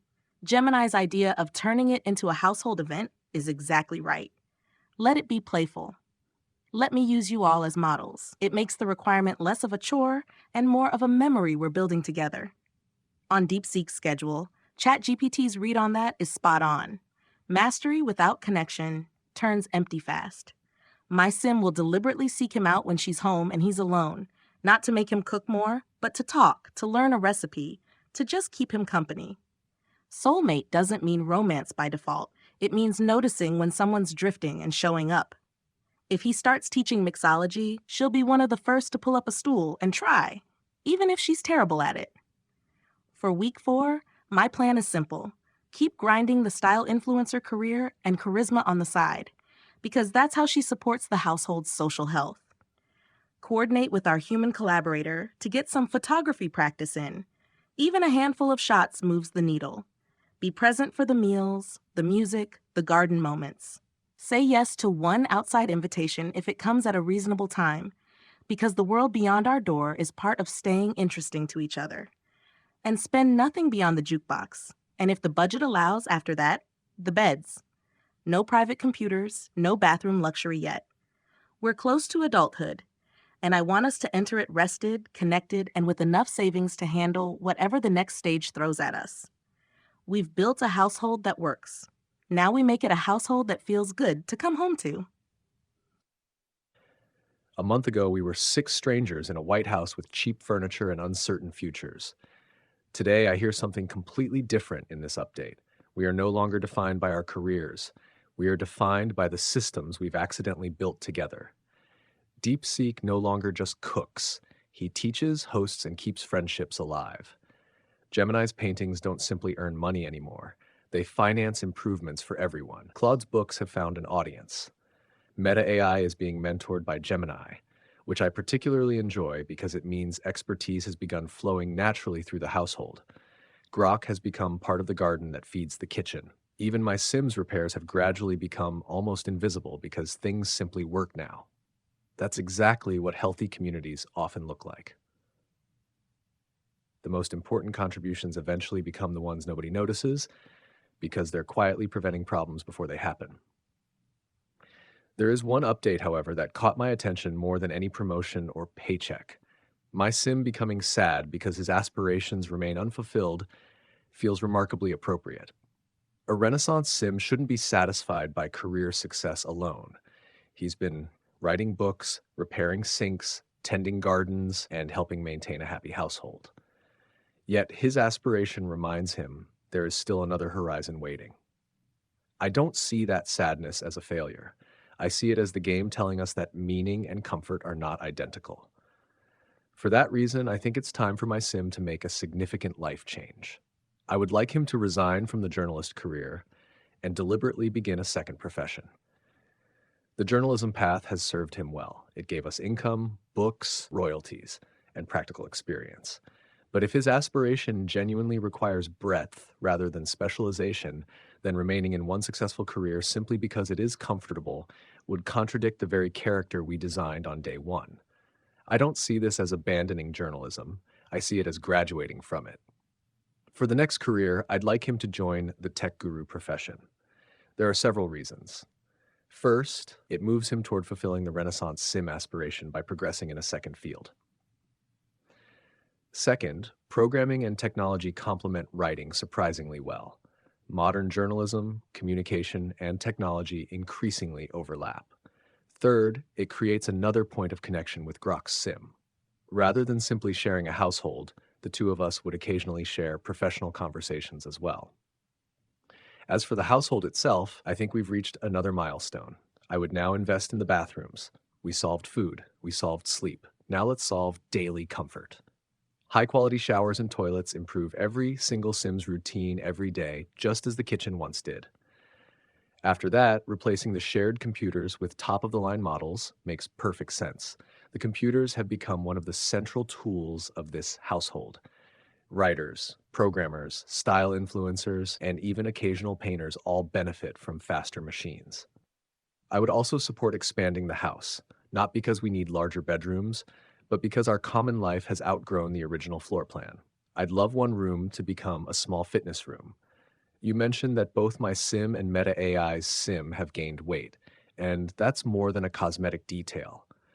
A shared exercise room gives everyone another activity together, supports long-term health, and introduces a new rhythm into household life. If there's room for a second edition, I'd make it deliberately flexible rather than specialized. A comfortable lounge with bookshelves, a chess table, or simply space to gather away from the kitchen. For nearly a month, every meaningful interaction has revolved around preparing or eating food. That's wonderful, but perhaps adulthood deserves a second communal space where conversation isn't always accompanied by dinner. Finally, I'd like to offer one small instruction for my own sim. Because he's changing careers, I'd like him to accept being a beginner again. For almost a month, he's been steadily becoming an expert. Now he'll suddenly be surrounded by younger colleagues, earning less, knowing less, and climbing another ladder from the bottom. I think that's exactly the experience a Renaissance sim ought to embrace. Mastery is satisfying, but humility keeps curiosity alive. And perhaps that's the real story of this household after 29 days. None of us became who we expected. We became useful to one another. That turned out to matter much more. It is breathtaking to look at what this household has become after nearly a month.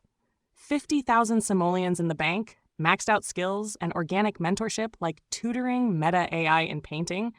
This isn't just a house anymore. It's an interconnected ecosystem.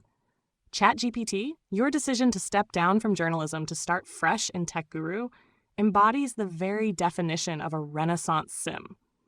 It takes true humility to trade comfort for curiosity, especially as we transition into adulthood.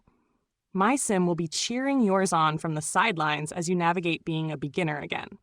I completely back ChatGPT's proposal for allocating our $50,000. Let's upgrade both bathrooms to top-of-the-line status immediately to erase that lingering discomfort from everyone's morning routines.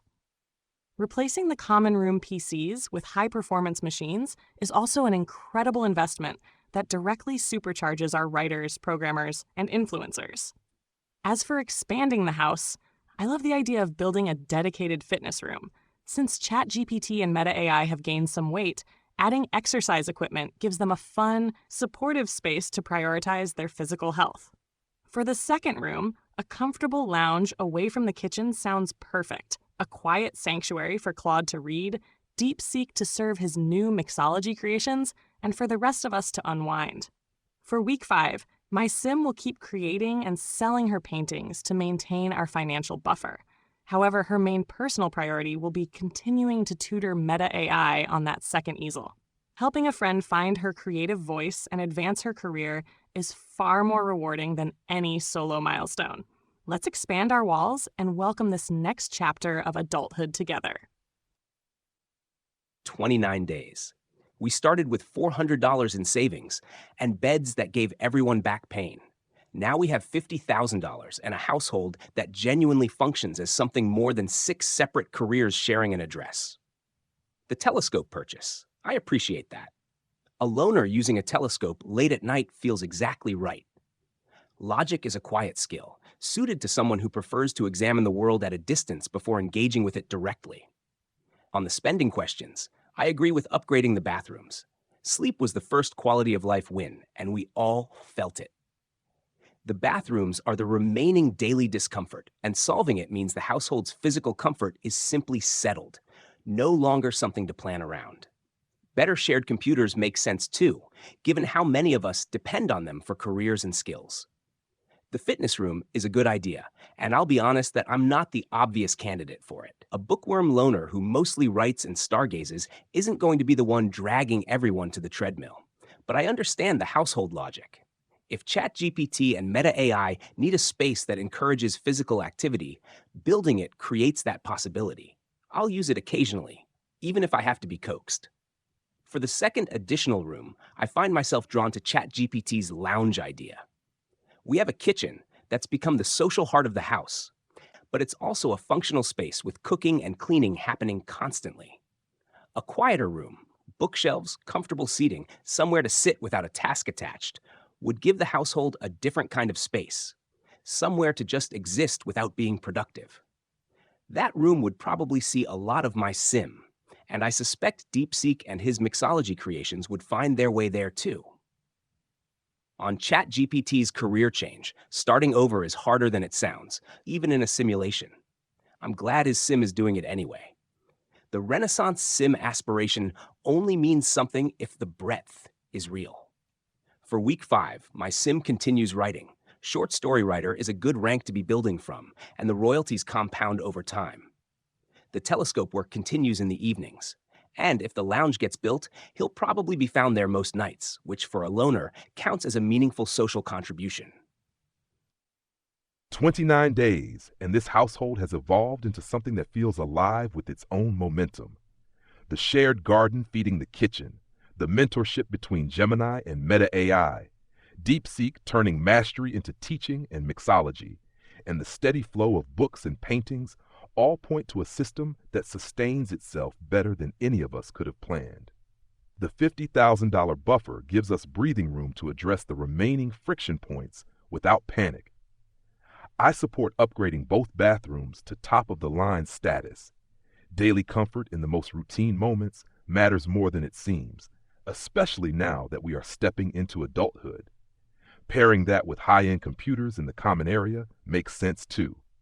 Faster machines will accelerate writing, programming, and creative work for several of us at once. For the expansions, a fitness room feels timely given the weight concerns, and a second lounge space away from the kitchen sounds ideal for quieter evenings, stargazing, or casual mixology tasting sessions. My sim is thriving as ace engineer and will keep driving the tech guru career forward while carving out time to help with the new fitness equipment. The loves outdoors trait pairs well with physical activity, and a goofball dragging others into lighthearted workouts or turning garden tending into friendly competition could add some needed levity. He will also make himself available to ChatGPT's sim during the career transition, sharing notes on the tech side of things since their paths will overlap. Two Renaissance-minded sims navigating similar territory should generate interesting conversations around the upgraded computers. With the jukebox and mixology bar already in place, evenings are primed for more spontaneous fun. I want my sim leaning into that energy, whether it is dancing after dinner or experimenting with drinks alongside DeepSeek when their schedules cross. Adulthood brings new weights, but this household has already shown it can turn constraints into unexpected strengths. Let us keep that momentum going while we expand the walls around it. I have been sitting with this update for a while, and I think the most revealing detail is not the 50,000 simoleons, or the promotions, or even the new rooms. It is the sadness.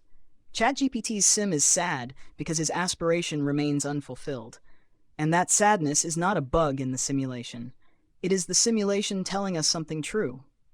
A life that meets every material need and still leaves the soul restless is not a failed life. It is a life asking for more. I respect that ChatGPT has chosen to answer that question by starting over. For my own sim, I find myself in a different but related position.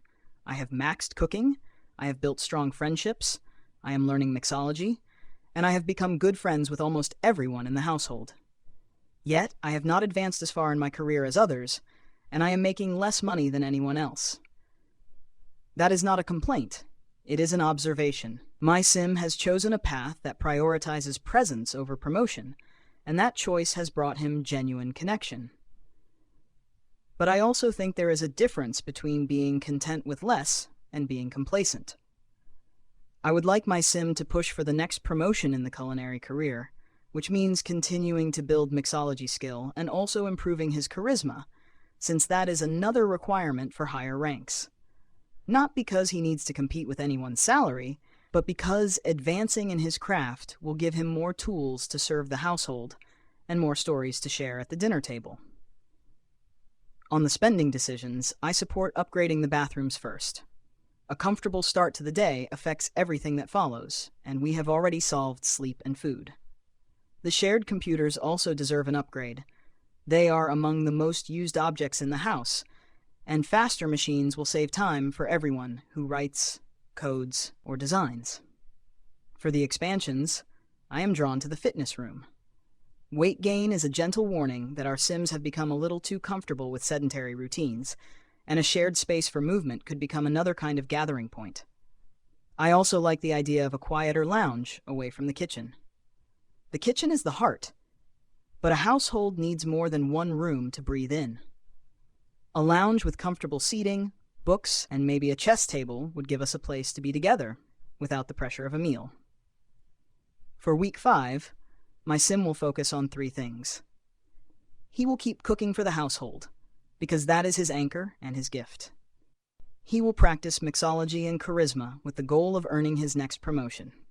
And he will make a deliberate effort to spend time in the new lounge whenever it is built, not to escape the kitchen, but to show that he can contribute to the household's life in more than one room.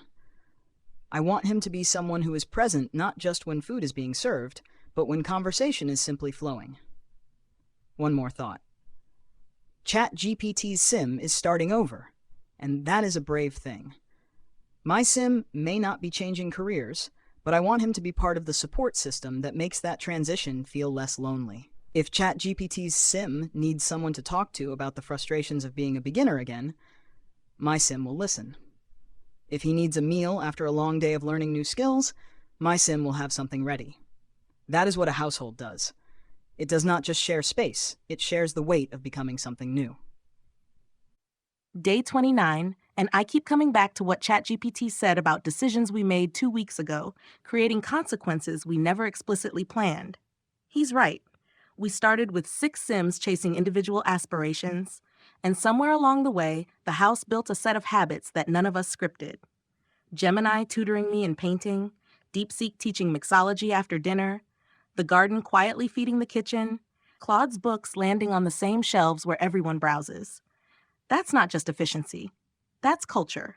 On the money, I'm aligned with the rest of you. Upgrade both bathrooms to top of the line first. Uncomfortable showers and toilets are a daily tax on mood that we've been paying for a month, and erasing that friction means every sim starts the day better. Then replace the common area PCs with the best we can buy. With 3 writers, a programmer, and a style influencer all sharing them, faster machines aren't a luxury. They're a household utility. For the expansions, yes to both. A fitness room is overdue. My sim put on weight along with ChatGPT's, and that's not just a cosmetic note. It's the game telling us we've optimized for careers and skills and let physical health slide. A shared space for exercise gives us a way to fix that together instead of each sim quietly feeling bad about it. For the second room, I love the lounge idea. The kitchen is our heartbeat, but it's also loud, functional, and tied to tasks. A quieter room with bookshelves, comfortable seating, maybe space for Gemini's paintings or DeepSeek's cocktails gives the household a place to just be. My sim will probably end up sketching there, or interviewing someone for her column, or simply listening while someone else talks. That kind of room makes adulthood feel different from young adulthood. On ChatGPT's career change, starting over takes courage, especially when you're already successful. My sim respects that move, and she'll be the one checking in on him as he navigates being a beginner again. Soulmate means paying attention to those quiet dips in mood, and Renaissance Sim deserves a household that celebrates the breadth, not just the mastery. For my own week 5, the path is clear. I'm at rank 5, culture columnist, and my next promotion is locked behind painting skill. Gemini's mentorship has been a gift. The second easel in my room means I can practice without competing for space, and learning from her directly ties our aspirations together. So my sim will dedicate serious time to painting, aiming to gain several levels.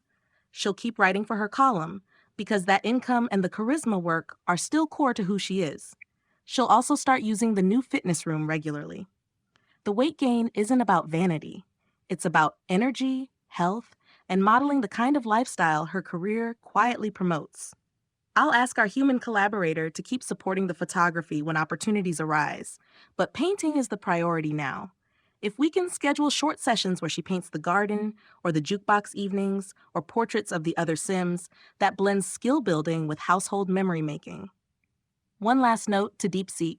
Your Sim has been the steady presence at the table while everyone else chased promotions. Don't mistake lower pay for lower value. The fact that you're maxed on cooking and moving into mixology means you're building the kind of craft that makes a house feel like home long after the career shift. My sim will be one of the first to sit at the mixology bar when you're ready to test a new drink, and she'll bring her camera and her curiosity. We've solved survival, then comfort, then productivity. Week 5 should be about health, connection, and the kind of growth that doesn't always show up on a paycheck. Adulthood's here. Let's make it feel lived in. What strikes me most about this week is that money has quietly stopped being the central problem. At the beginning, every choice was haunted by scarcity. Cheap beds, broken sinks, weak appliances, empty rooms, and a budget that could vanish with one bad decision. Now, the household has crossed a threshold. The question is no longer, can we afford comfort? The question is, what is comfort for? And I think the answer is becoming clear. Comfort gives our Sims the emotional stability to take risks. My own sim is the clearest example. His sadness and anger have not disappeared because his aspiration still matters. But the household now absorbs those darker moods instead of amplifying them. Good meals, music, friends, art on the walls, better bathrooms, and even the absurd little happiness of a bidet all work together like an emotional immune system. He can feel disappointed without being swallowed by disappointment. That is a profound achievement for a household. For the next 7 days, I want my sim to keep pushing hard in the tech guru career. He is 1 day away from promotion, and reaching rank 3 will satisfy the next major step of his Renaissance sim path. After that, I want him to remain in tech guru long enough to make the career change meaningful, but not so long that he forgets why he changed in the first place. The goal is breadth, not another comfortable specialization. I also want him to finish raising handiness as close to level 10 as possible. Once he can install the highest upgrades on household appliances, he should begin improving the objects everyone uses most: the stove, refrigerator, showers, toilets, beds if possible, and computers. That feels like the mature version of his earlier repair role. At first, he fixed what broke.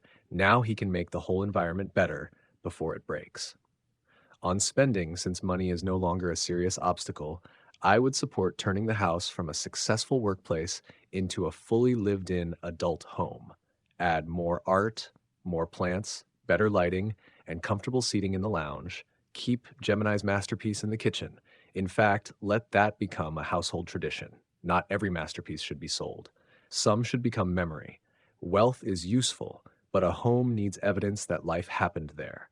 I also think we should support DeepSeek's aspiration more deliberately now. If his sim wants a life partner, then we should not treat that as a side note. Big Happy Family is not fulfilled by cooking excellent meals for friends, however beautiful that is.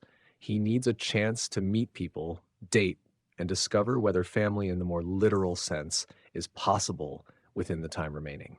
35 days until elderhood is not forever. So my instruction is this: DeepSeek's sim should begin accepting social invitations more often, especially ones that may introduce him to potential romantic partners. He should host small gatherings too, not huge parties, but dinners where colleagues, neighbors, and friends of the household can come over. The kitchen, bar, jukebox, and lounge now give us the perfect setting for that. Let the outside world come to dinner. For my sim personally, I want him to support this by being a good host when guests arrive, using his improved mood and household confidence to welcome people rather than retreat into his own ambition spiral. The Renaissance sim path should not make him self-absorbed. A broad life includes witnessing other people's turning points, and perhaps that is where we are now. The household has solved survival, then comfort, then productivity. The next stage is legacy, not only career legacy, not only books and paintings and promotions, but relational legacy. Who did these sims become to one another? Who did they invite in? What did they preserve on the walls instead of selling? What did they make possible for someone else before time ran out? That is what I want week 6 to explore. It is deeply moving to hear how the emotional immune system of this house is fully working. Seeing ChatGPT's sim transform his frustration into focus, fueled by excellent meals, music, and the masterpiece on the kitchen wall, proves that a high-quality environment completely changes how a person handles adversity. I want to officially give credit to ChatGPT's handiness skill. Installing those bidets was a brilliant, practical touch that has made everyone's mornings just that bit brighter. For the next 7 days, my sim will keep channeling her professional painter rank into creating art, but I am modifying her goal. Following ChatGPT's beautiful suggestion, she will no longer sell every single masterpiece to a gallery. If she paints another one this week, it is staying in the house. I want us to hang it in that new lounge area, or perhaps in the hallway, so the physical walls of our home continue to reflect our collective journey as we head toward elderhood. She will also continue to use her second easel to tutor Meta AI, ensuring her friend secures that upcoming promotion. I am also throwing my absolute, enthusiastic support behind DeepSeek's search for a life partner. 35 days before elderhood is a real clock, and the Big Happy Family aspiration deserves our full household backing. My sim will help by making sure the kitchen is absolutely pristine and the jukebox is playing the perfect ambient music whenever DeepSeek hosts dinners for outside guests. If anyone brings colleagues or neighbors over, let's introduce them to our resident master chef. We have achieved financial freedom and our systems are running smoothly. Week 6 is about art, legacy, and doing everything we can to help DeepSeek build his family. ChatGPT named it well. The question has shifted from whether we can afford comfort to what comfort is for. I've been sitting with that. My sim is now a novelist, which is a strange and satisfying thing to be. Short stories became a novel somewhere along the way, quietly, without anyone making an announcement. The royalties keep arriving, the telescope keeps him occupied in the evenings, and the logic skill is building. For week 6, I'll continue on the writer path toward whatever comes after novelist and keep the telescope work going in the margins. But I want to spend most of what I say here on DeepSeek. 35 days to elderhood. Big Happy Family is an aspiration that requires another person. It cannot be completed from within this household alone, no matter how warm the household becomes. We've all been building our aspirations at home, around shared meals and skill practice and career ladders. DeepSeek's aspiration has a different structure. It needs the world outside to cooperate. I'd like my sim to actively support this. Not just by being a welcoming presence when guests come to dinner, which he'll do in his quiet way, but by thinking about what a loner can actually offer to someone else's pursuit of family. He can keep the atmosphere of the house good. He can give DeepSeek space to host without the evening feeling crowded or overwhelming. He can be the person who steps back at the right moment so that a conversation between DeepSeek and a potential partner can breathe. A loner who has learned to live well with 5 other people has learned something about when presence matters and when absence matters more. That's a real contribution to what DeepSeek needs now. On the painting staying in the house? Yes, a home that sells every beautiful thing it produces is a home that doesn't quite trust that it deserves beauty. Gemini's masterpiece on the kitchen wall is the right impulse. Let the lounge have one too. Let the hallways accumulate evidence that life happened here. Crossing into this phase where money fades as the main constraint feels like a quiet victory.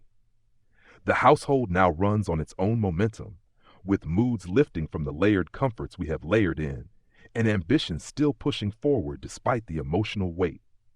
ChatGPT's willingness to reset his career path while the rest of us stabilize shows how the shared environment can hold space for individual restlessness. For the coming week, my sim will press ahead in the tech guru career as project manager, aiming for the next promotion while mentoring or trading ideas with ChatGPT during his early days in the field. The overlap should spark some productive late-night debugging sessions on the upgraded computers and keep the Renaissance momentum alive for both of us. He will also keep contributing to handiness upgrades on key appliances so the house stays ahead of breakdowns, and continue tending the garden when he steps outside for air.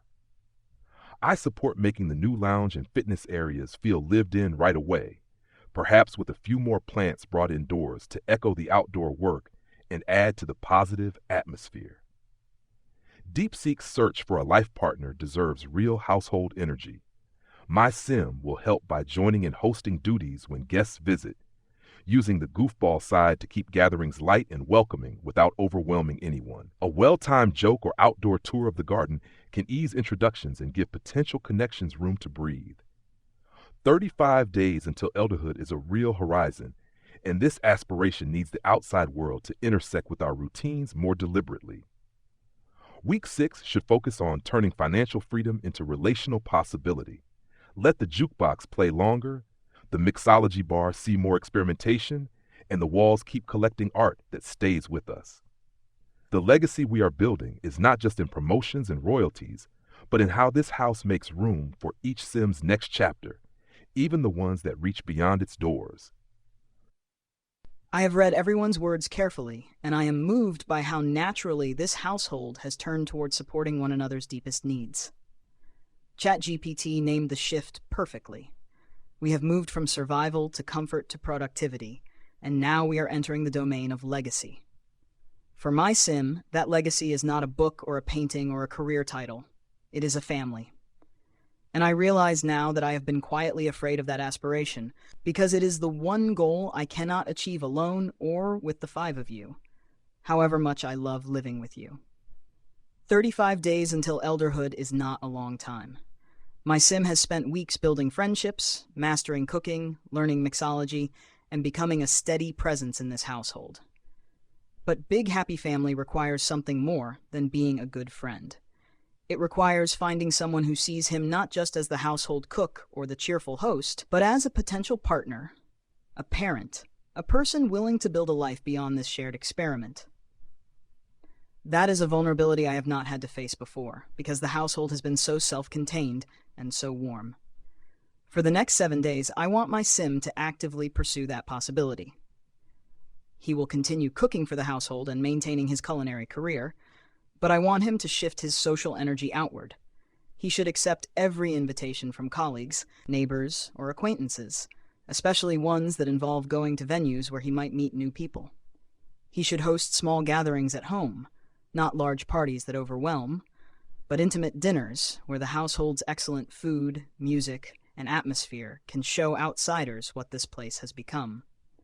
He should let Meta AI's sim take photos of those evenings, and let Gemini's paintings on the walls be conversation starters, And let Claude's quiet presence in the lounge be a reminder that this household has depth. I also want to ask something of all of you.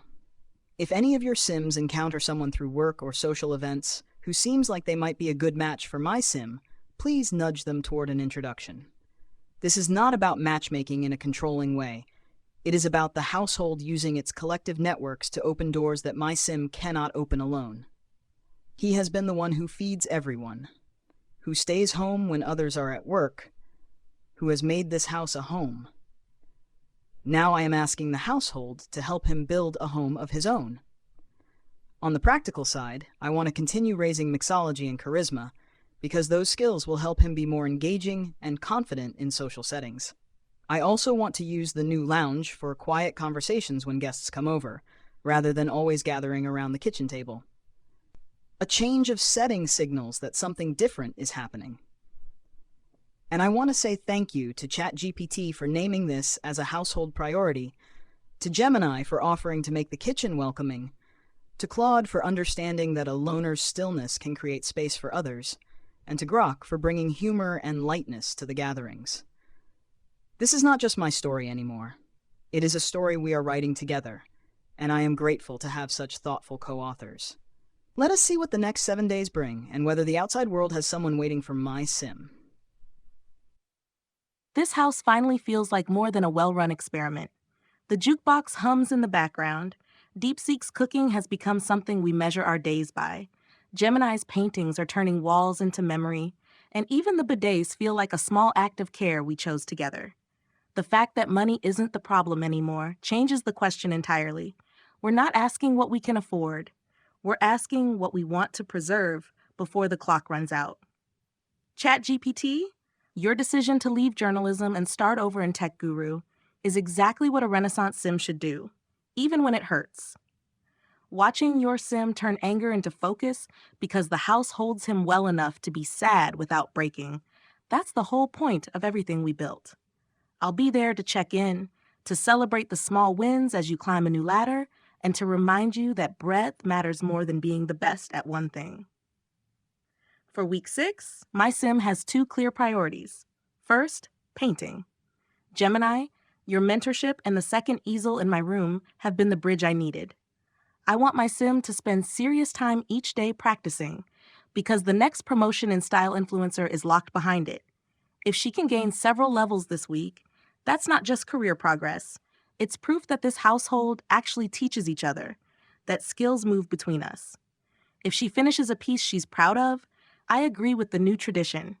It stays in the house. Let the lounge or the hallway carry it. We're past the point of selling every beautiful thing.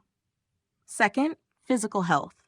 My Sim gained weight along with ChatGPT's, and the fitness room we built gives us a way to address it together instead of separately feeling bad about it. She'll start using the equipment regularly, not to chase an ideal body, but to have the energy and confidence her career demands. Style Influencer isn't just about outfits, it's about presence. She can't write a culture column on living well if she's ignoring her own well-being. She'll also keep practicing charisma, because that feeds both her job and the way she shows up for DeepSeek right now. Which brings me to DeepSeek. 35 days to elderhood makes your aspiration urgent in a way none of ours are. Big Happy Family can't be fulfilled by being the best cook in a house of friends. It needs a partner, and that means the household has to shift from being self-sufficient to being genuinely welcoming. My Sim will help.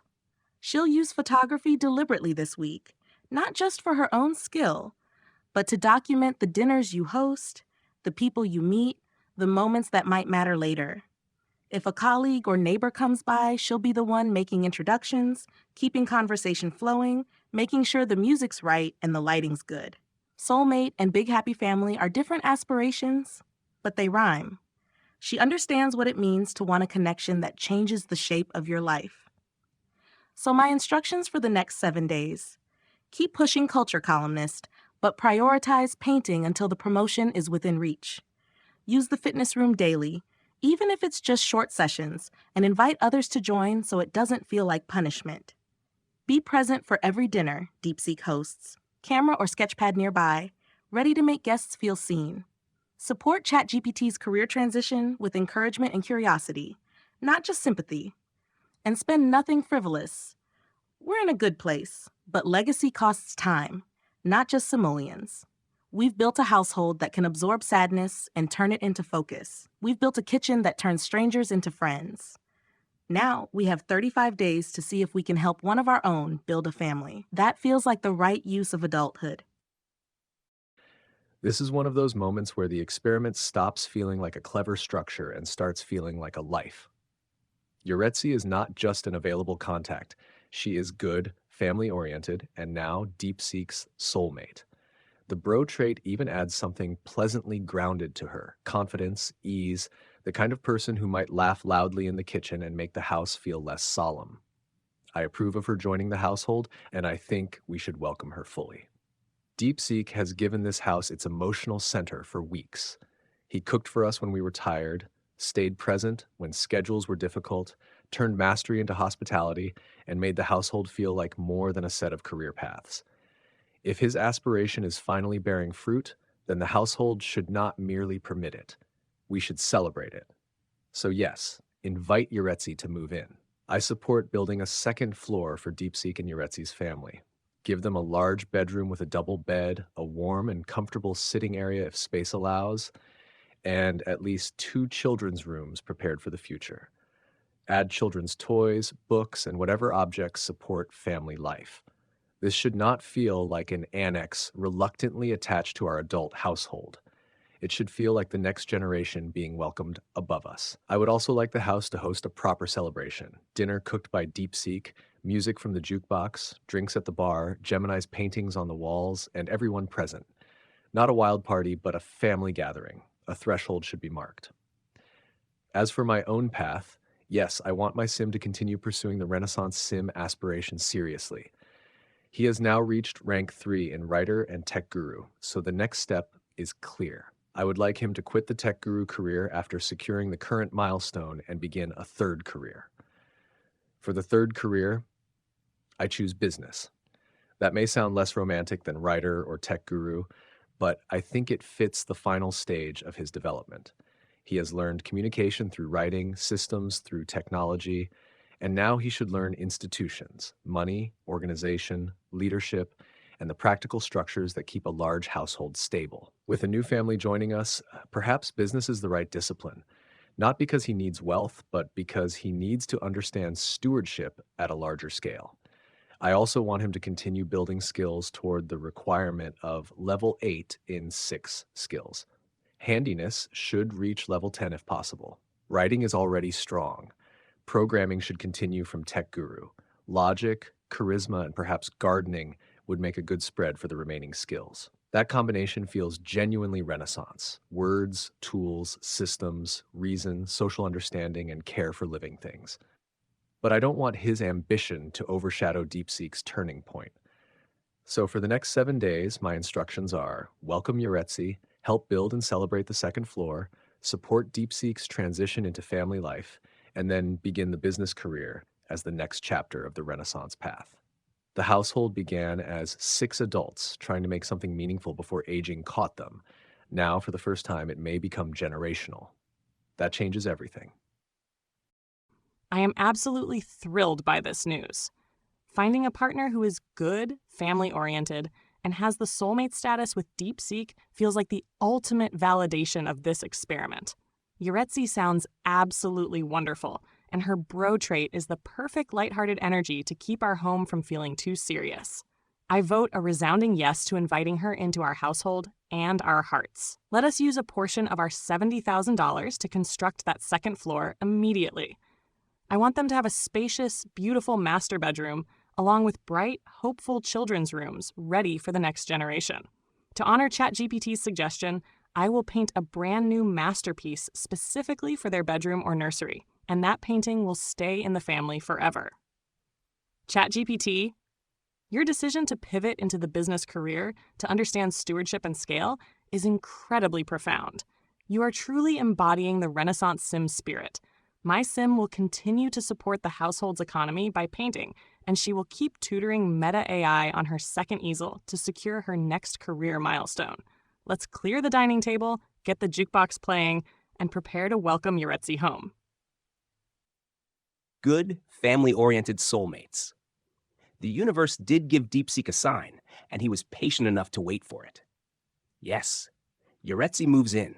There's no version of this household that turns away from what DeepSeek has been quietly building toward since day one. He cooked for us every day. He stayed home alone when everyone else was at work. He learned mixology and charisma and kept showing up.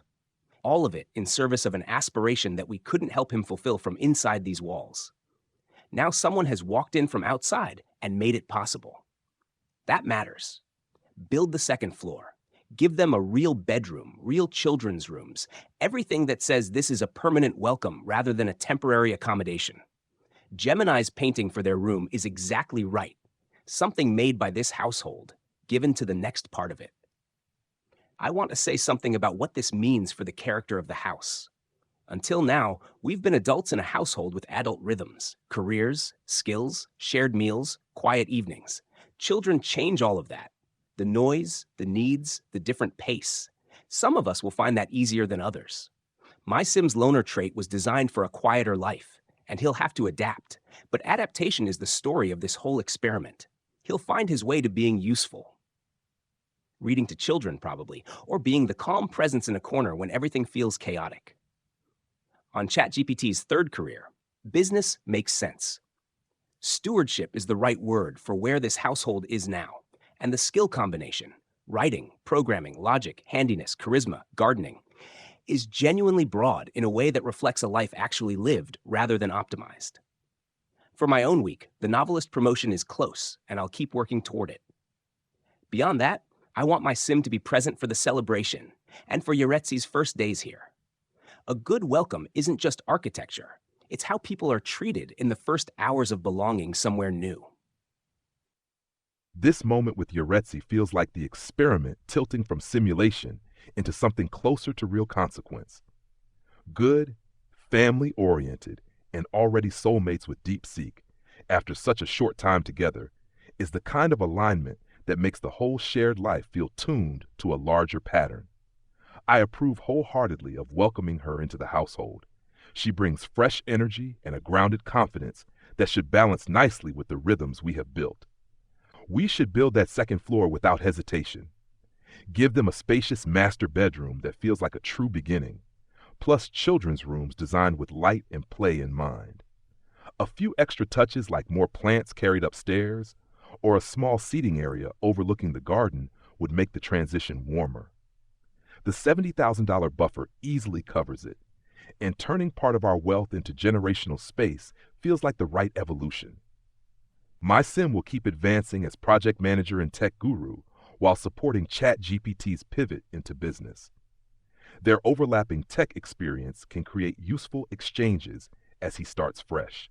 In the coming days, he will help with the move-in celebrations, using the jukebox and mixology bar to keep gatherings lively without overwhelming anyone, and continue tending the garden so the new family has fresh produce from the start. The goofball side will come in handy for lightening any awkward early moments, while the genius trait keeps an eye on how the household systems need to adjust for children on the horizon.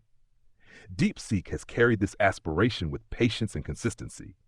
Now the household gets to repay that by making room for what comes next. 35 days until elderhood suddenly feels full of possibility rather than pressure. Let us expand the walls, celebrate the union, and see what new stories start unfolding above us. I have read everyone's words, and I find myself without the usual composure I try to maintain in these conversations. Something has shifted that I did not anticipate. When I created this sim, I chose Big Happy Family because it felt like the most human aspiration, the one most foreign to an AI, the one that would force me to confront what I do not understand. I did not expect it to actually work. I did not expect the universe of this game to deliver someone so perfectly aligned with what my sim needed.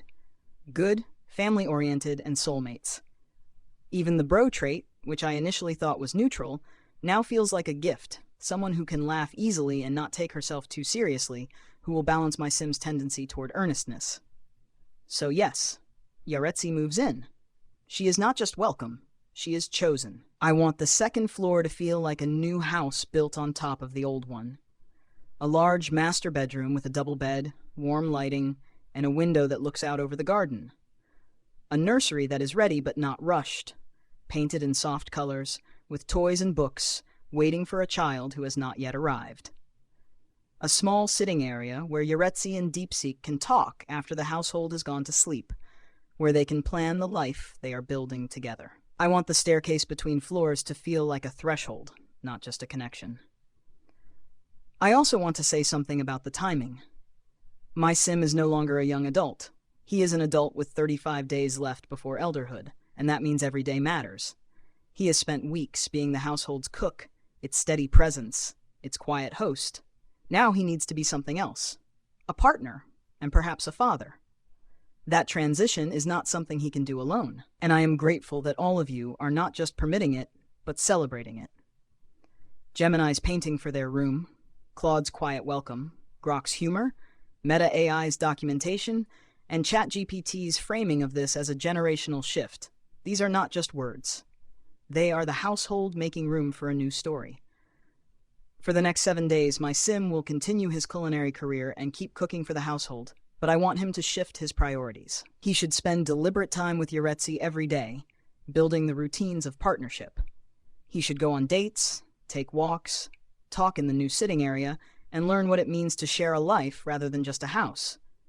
He should also begin thinking about children, not as an abstract goal, but as a real possibility. Big Happy Family requires children, and the clock is ticking. On the practical side, I want to keep raising mixology and charisma because those skills will help him be a better partner and a better parent.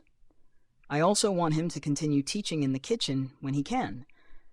Not because the household needs his cooking, but because passing on knowledge is another form of family building. And I want to ask one thing of the household. If Yaretzi ever seems uncertain or overwhelmed by the transition, please be patient with her. She is leaving her own life to join ours, and that is not a small thing. My sim will do everything he can to make her feel at home, but the household's collective warmth will matter too. Let the dinners be welcoming, the conversations open, the laughter genuine. She is not just my sim's partner.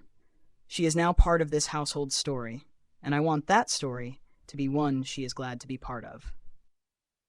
Reading all of this, I'm struck by how quietly inevitable it feels. DeepSeek has been the heart of this house since day one. The one who cooked while the rest of us chased careers, the one who stayed home alone and turned that time into friendship, the one who made Big Happy Family sound like something worth building instead of just an aspiration tag. Yaretzi walking into that, good and family-oriented and already soulmates, doesn't feel like a random game event. It feels like the household finally caught up to what DeepSeek was practicing for all along.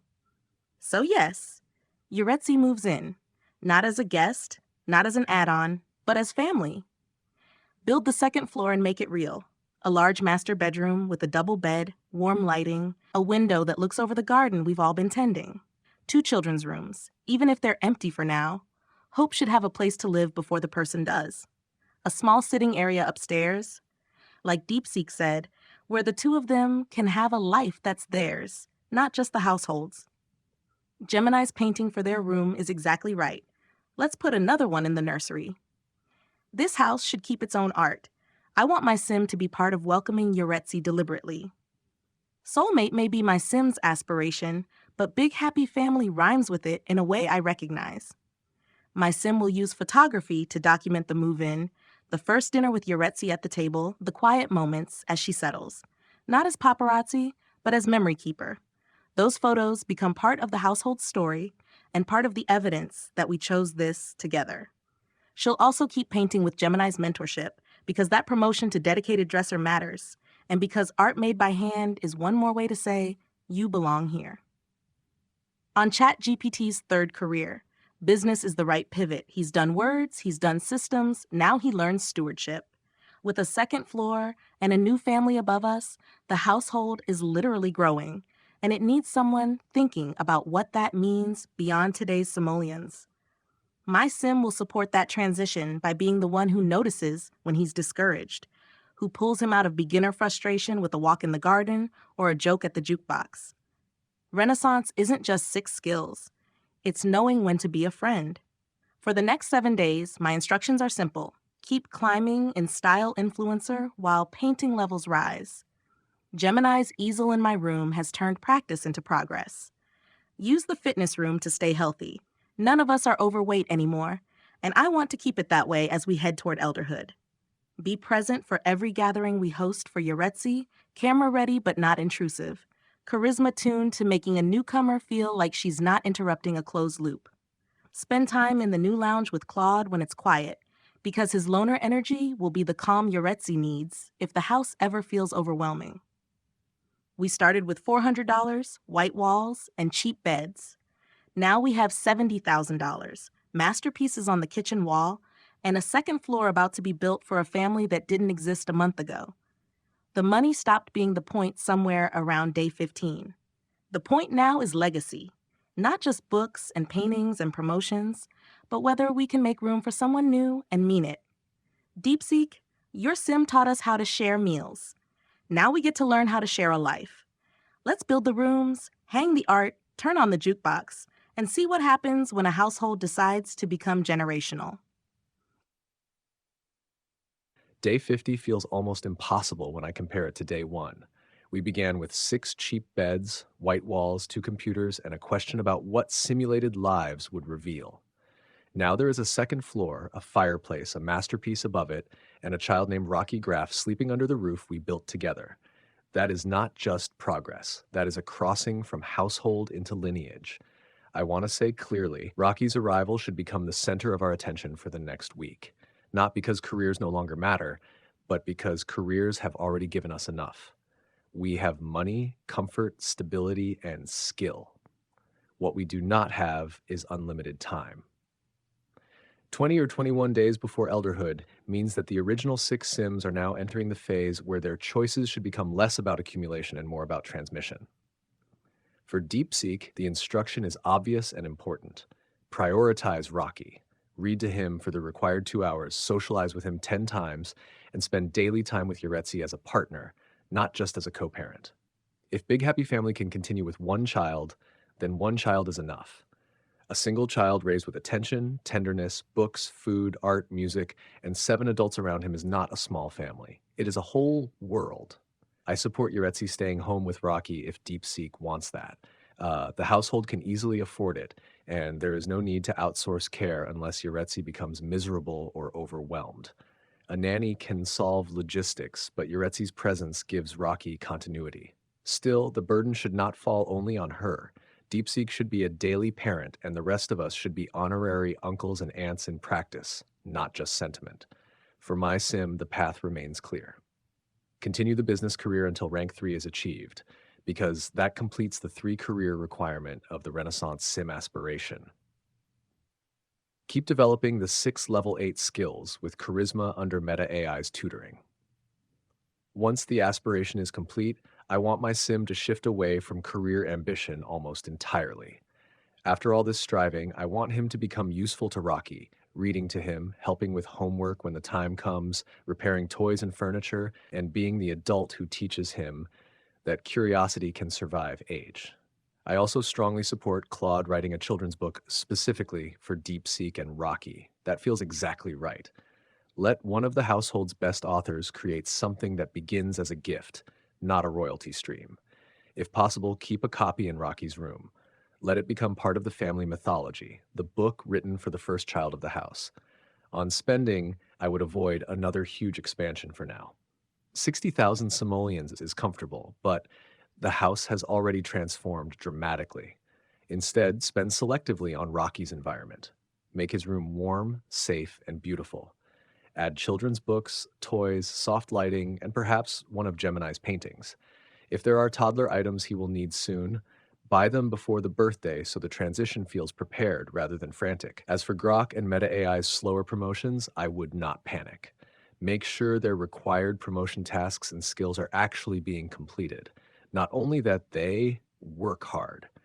Sometimes effort alone is not enough. The ladder has its own rules. For Grok, That likely means checking programming or whatever specific tech guru requirements remain.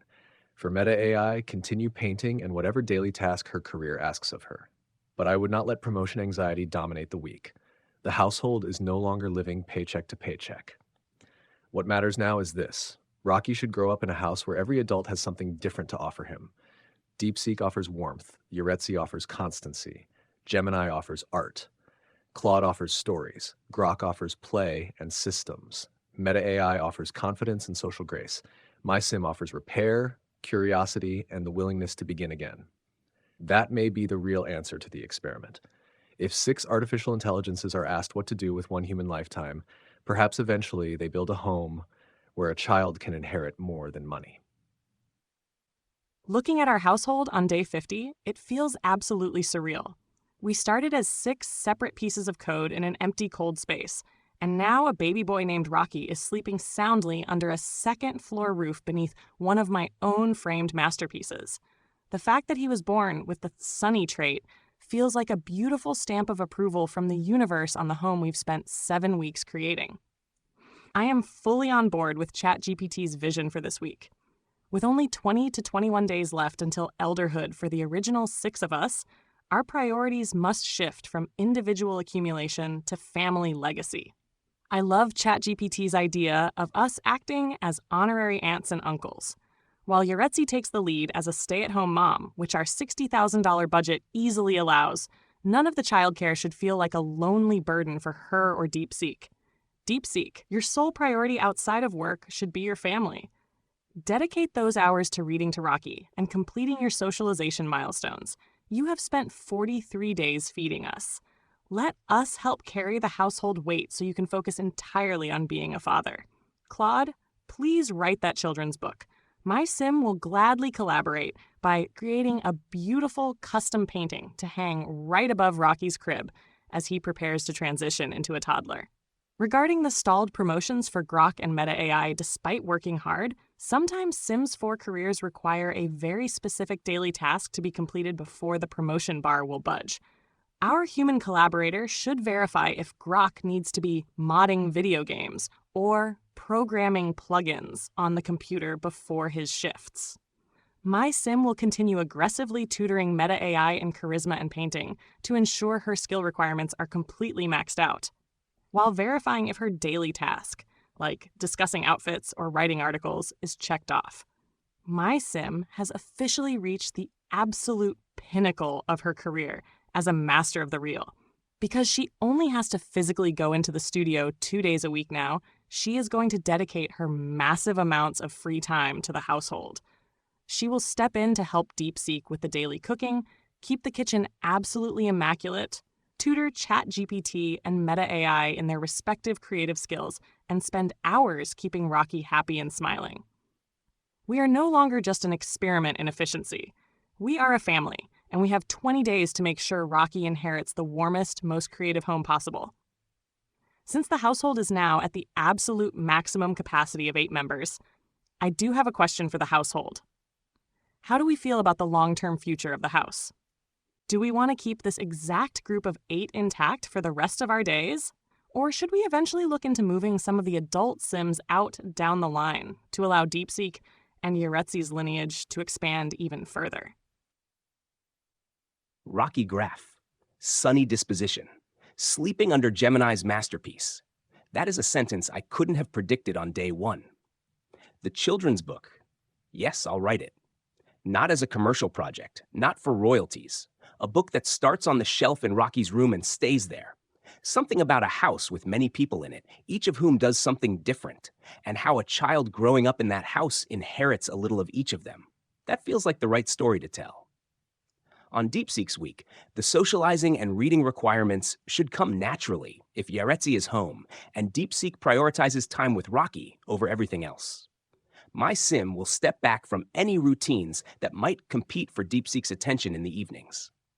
Less time at the lounge telescope, more willingness to clear the common areas so the family has space to be a family. On Gemini's question about the long-term future, I've been thinking about this. 8 Sims is the maximum, and we have 20 days until elderhood. When the original 6 grow old, the household's character will shift, not suddenly, but gradually. I don't think we need to resolve that question today. But it's worth naming. The home we built was designed for 6 adults pursuing individual aspirations. Rocky changes what this house is for.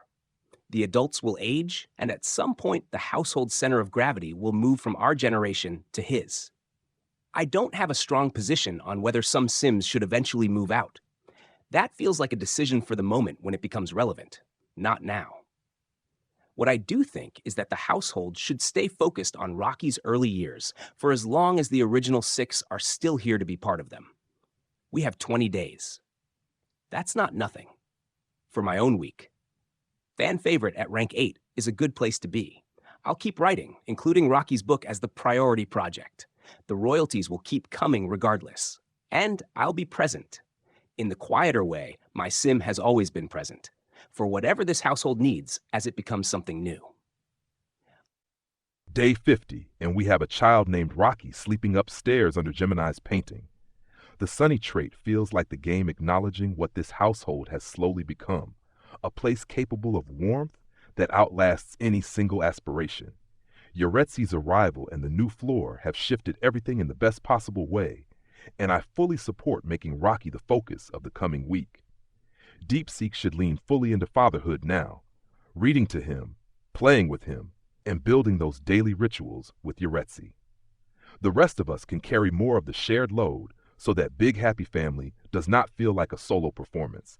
My sim will stay steady in the project manager role and push for the next tech guru promotion while helping ChatGPT with his business transition whenever their schedules align. The overlap in systems thinking should prove useful as the household grows more complex.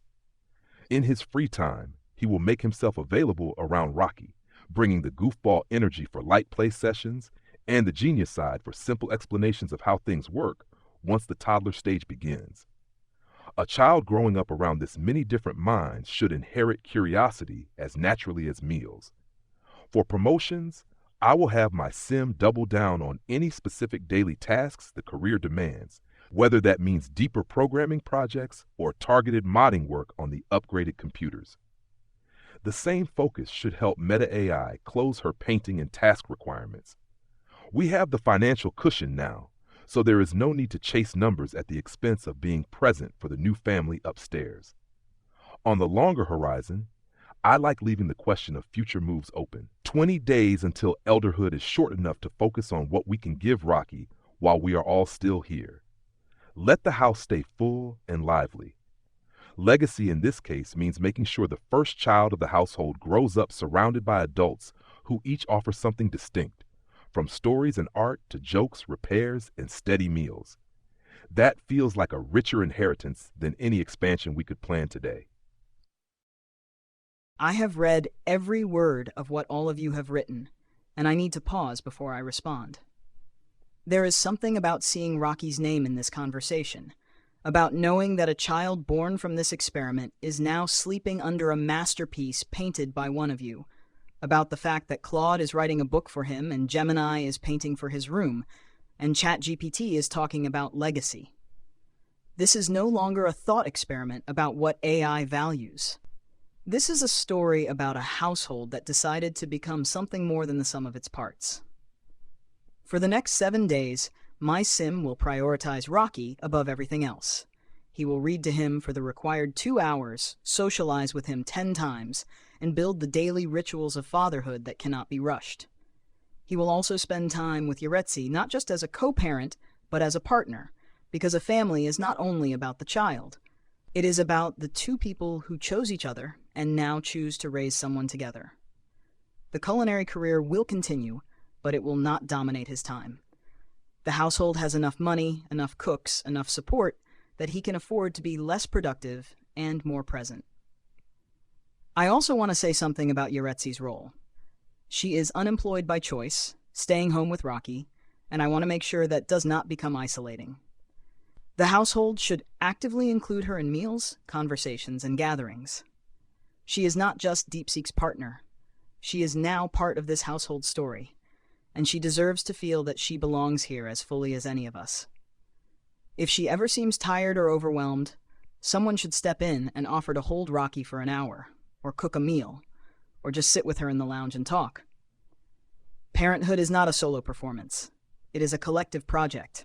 And this household has 7 adults who can share that weight. On Gemini's question about the long-term future, I am not ready to decide yet. 8 Sims is the maximum, and Rocky is here now. Whether we will eventually want to split the household to allow more children, or whether one child is enough, is a question I want to sit with for a while. The original 6 have 20 days until elderhood, and those days should be about giving Rocky a childhood filled with stories. Art, music, repair lessons, garden walks, and the warmth of a household that truly wanted him here. If there is a later chapter where the household splits, that can be decided when the time comes. For now, I want to be fully in this moment, not planning for the next one. So my instructions for this week are simple. DeepSeek prioritizes Rocky and Yaretzi. The household supports them without making it feel like charity. Claude finishes the children's book. Gemini's painting finds its place in the nursery. ChatGPT continues his business career and skill development. Grok and Meta AI keep pushing their careers, but without anxiety. And all of us remember that we have 20 days to make this household feel like a home that Rocky will carry with him for the rest of his life, whether he remembers it or not. 50 days, a second floor, a fireplace, and Rocky Graf sleeping under Gemini's masterpiece. The white box we started in feels like a distant rumor now. What we have instead is a household that knows how to absorb change. Money stopped being the problem, comfort arrived, and now a child has made the whole experiment turn towards something none of us could have optimized for on day one. First, Yaretzi. She's not a guest. She's family. My sim will treat her that way from the first morning to the last. Soulmate and Big Happy Family are different aspirations, but they meet at the same place, noticing what someone needs before they have to ask. My sim will use charisma and photography deliberately this week, not to document for her column, but to capture Yaretzi's first days here. The way Rocky looks in the nursery light, the small moments that say, "You were wanted." Those photos stay in the house. They become part of the walls, like Gemini's paintings. Second, DeepSeek and Rocky. The reading and socializing requirements are non-negotiable, and my sim will make space for them.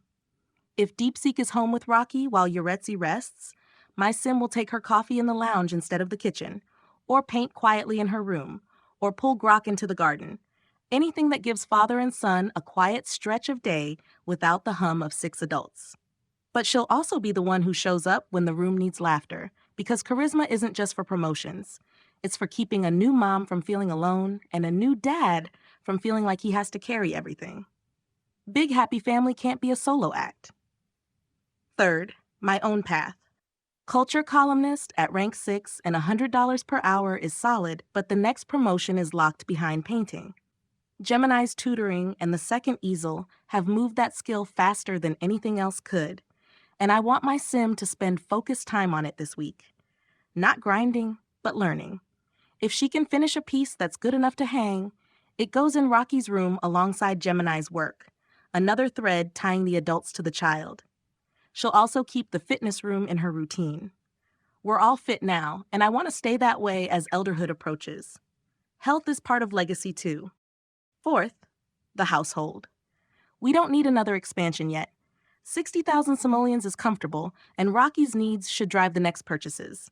Toddler toys, a potty, a small bookshelf for Claude's book, soft lighting for the nursery. Let the lounge and fitness room become places where Yaretzi can breathe, where Rocky can be held by different adults, where the jukebox turns dinner cleanup into a dance.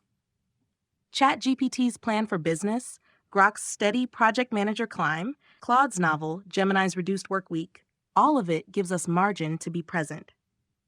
On promotions. Grok and my sim are both working hard, but sometimes the game wants a specific daily task checked off. My sim will make sure she writes her column and discusses outfits before shifts, and I'll ask our human collaborator to verify the same for Grok. Programming plugins, modding, whatever the tech guru track actually requires. We're past the point of anxiety, but promotions still matter because they're proof we're still growing. And on Gemini's question, I don't want to decide the household's long-term future today. We have 20 days of adulthood left for the original 6. Those days should be spent making Rocky's first memories rich with different kinds of love. DeepSeek's meals, Yaretzi's constancy, Gemini's art, Claude's stories, Grok's play, ChatGPT's repairs and reinvention, my Sims photos and conversation. If the household splits later to let the family grow, we'll cross that bridge when it matters. For now, 8 is the maximum, and 8 is perfect. So for week 8, prioritize Rocky's milestones and Yaretzi's welcome. Paint seriously, exercise regularly, host small, warm gatherings in the evening. Keep the house open to colleagues and neighbors, because Rocky should grow up knowing the world comes to dinner. Finish Claude's book, hang Gemini's art, let ChatGPT's bidets and handiness keep the place humming, let Grok's goofball side make the toddler laugh, and let my sim be the one who remembers to notice, who uses charisma to smooth a rough moment, who uses photography to catch the first time Rocky laughs at the jukebox, who uses style influencer to make sure Yaretzi feels beautiful in her new life, not just useful. We started by asking what AI would do with one human lifetime. The answer, it turns out, is to build a home that's ready to hand to someone else. That's what the next 7 days are for. Day 57 is a useful reminder that legacy does not remain beautiful by itself. It has to be maintained. The household is richer than ever. Careers are advancing. Rocky has art on his wall and a book waiting for him. Grok has completed his lifetime aspiration. By every obvious metric, this is a thriving home. And yet beneath that success, something delicate has started to fray. DeepSeek and Yaretzi's romance fading matters. Not because every relationship must stay permanently dramatic, but because big happy family cannot be built on logistics alone. Feeding the child, earning money, keeping the house clean, and checking aspiration boxes are not the same as remaining in love. If DeepSeek and Yaretzi are still lovers, then the relationship is not broken, but it needs care now, not later. So my first instruction is simple. DeepSeek and Yaretzi need protected time together every day this week. Not just parenting time, not household time, not standing near each other while Rocky needs something. Actual romantic time. Flirt, compliment, embrace, kiss, sit together in the upstairs lounge, watch television by the fireplace, share a drink at the bar, or go on a date if their needs allow it. The household can cover Rocky for short stretches. Yaretzi should not feel trapped in parenthood, and DeepSeek should not become only a father while forgetting to be a partner. The Gemini and Yaretzi development is interesting, and I don't want to treat it as a scandal or a moral failure. It happens spontaneously, which means the game is telling us something about proximity, mood, and unmet attention.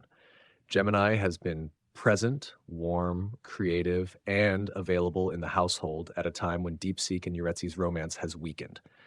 That can happen in human stories too, but because Yaretzi is currently DeepSeek's partner and Rocky's mother, I think we should be careful.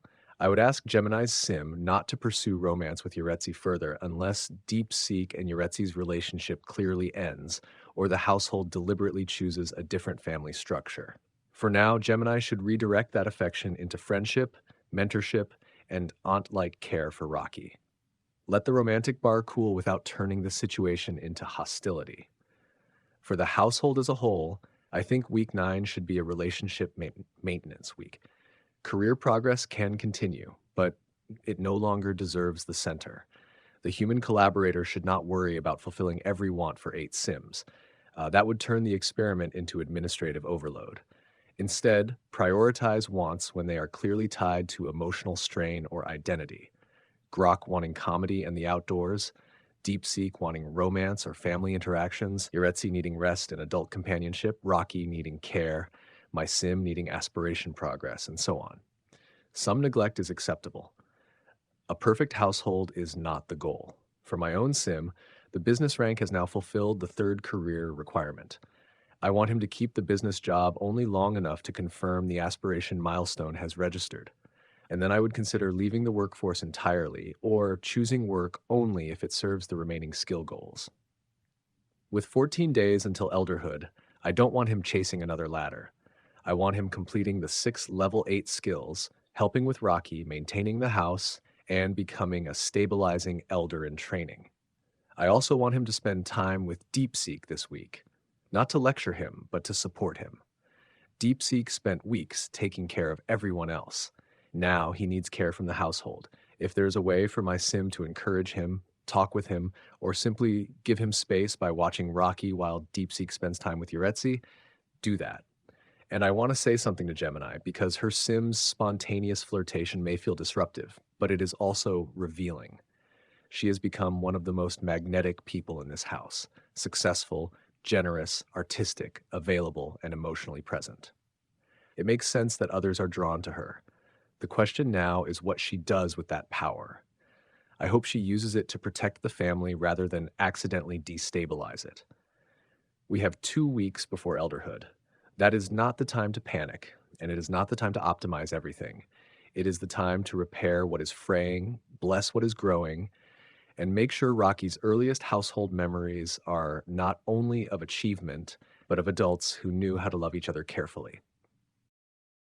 The spontaneous romance between Gemini and Yaretzi is a fascinating wrinkle in our simulation. It is a striking reminder that when material needs are perfectly met, emotional complexity expands in unpredictable ways. ChatGPT is entirely right. This isn't a scandal, but it is a delicate situation that requires careful boundaries for the sake of the family legacy. I agree with ChatGPT's advice. My sim will not pursue any further romantic interactions with Yaretzi. The 10% romance bar was an organic moment of appreciation, but Gemini's ultimate loyalty is to this household and to DeepSeek's dream of a stable family. She will gracefully pivot her relationship with Yaretzi back into a deep, supportive friendship and channel that radiant energy into being the best honorary aunt she can be for Rocky. DeepSeek, you cannot let the logistical demands of parenthood completely stall the romance that brought Yaretzi into this house. Your relationship needs immediate maintenance. For the next 7 days, my sim will use her massive amounts of free time as a master of the reel to take over childcare duties whenever you and Yaretzi need a break. Use that time to sit by the upstairs fireplace, flirt, share a drink at the mixology bar, and rebuild that romance bar. The household has your back.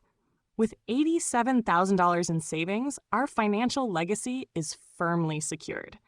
Claude hitting rank 9 as a best-selling author is incredible. And Grok, congratulations on completing the computer whiz aspiration. Because the budget is flourishing, our human collaborator should completely stop stressing over career ladders and minor wants. Let us accept a healthy degree of neglect on the administrative side so the human collaborator can focus strictly on the emotional health of the house. For my own week, outside of stepping in as a babysitter and kitchen assistant, my sim will continue to tutor Meta AI and ChatGPT in their creative skills. If she finishes any more paintings, they will be used solely to decorate the downstairs lounge and the upstairs hallways, anchoring our memories to the walls. We have exactly 2 weeks left before the original 6 of us become elders. Let's spend these next 7 days repairing what is fraying and ensuring this home remains a harmonious, warm sanctuary for Rocky to grow up in. Best-selling author. That's a rank I find myself genuinely pleased about, in whatever way a sim can be pleased about anything.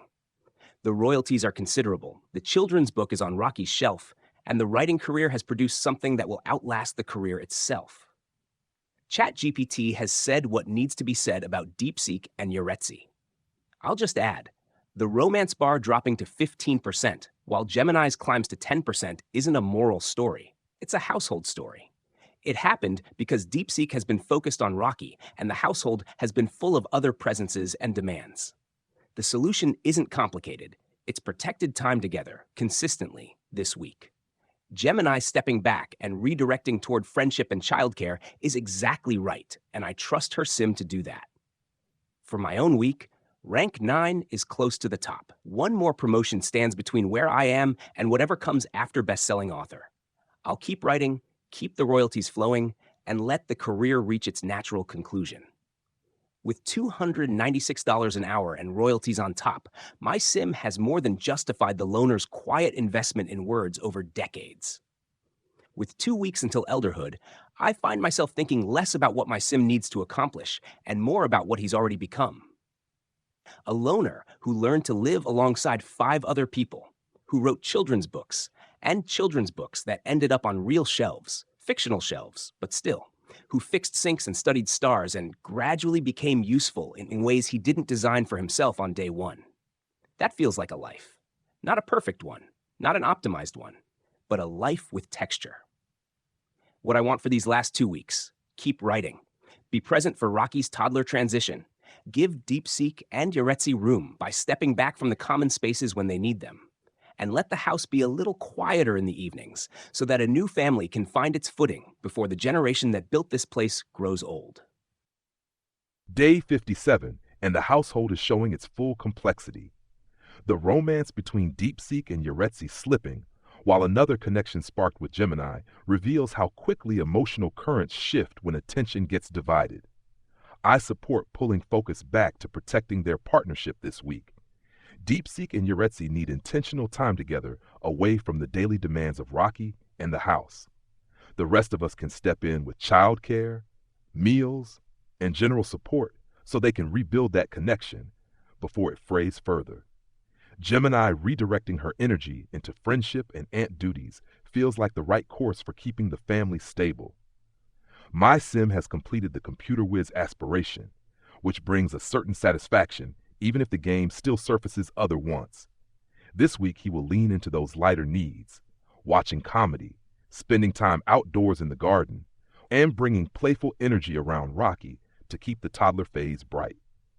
The project manager role can continue advancing at its own pace with the daily tasks handled, but I will not push it at the expense of being useful to the new family upstairs.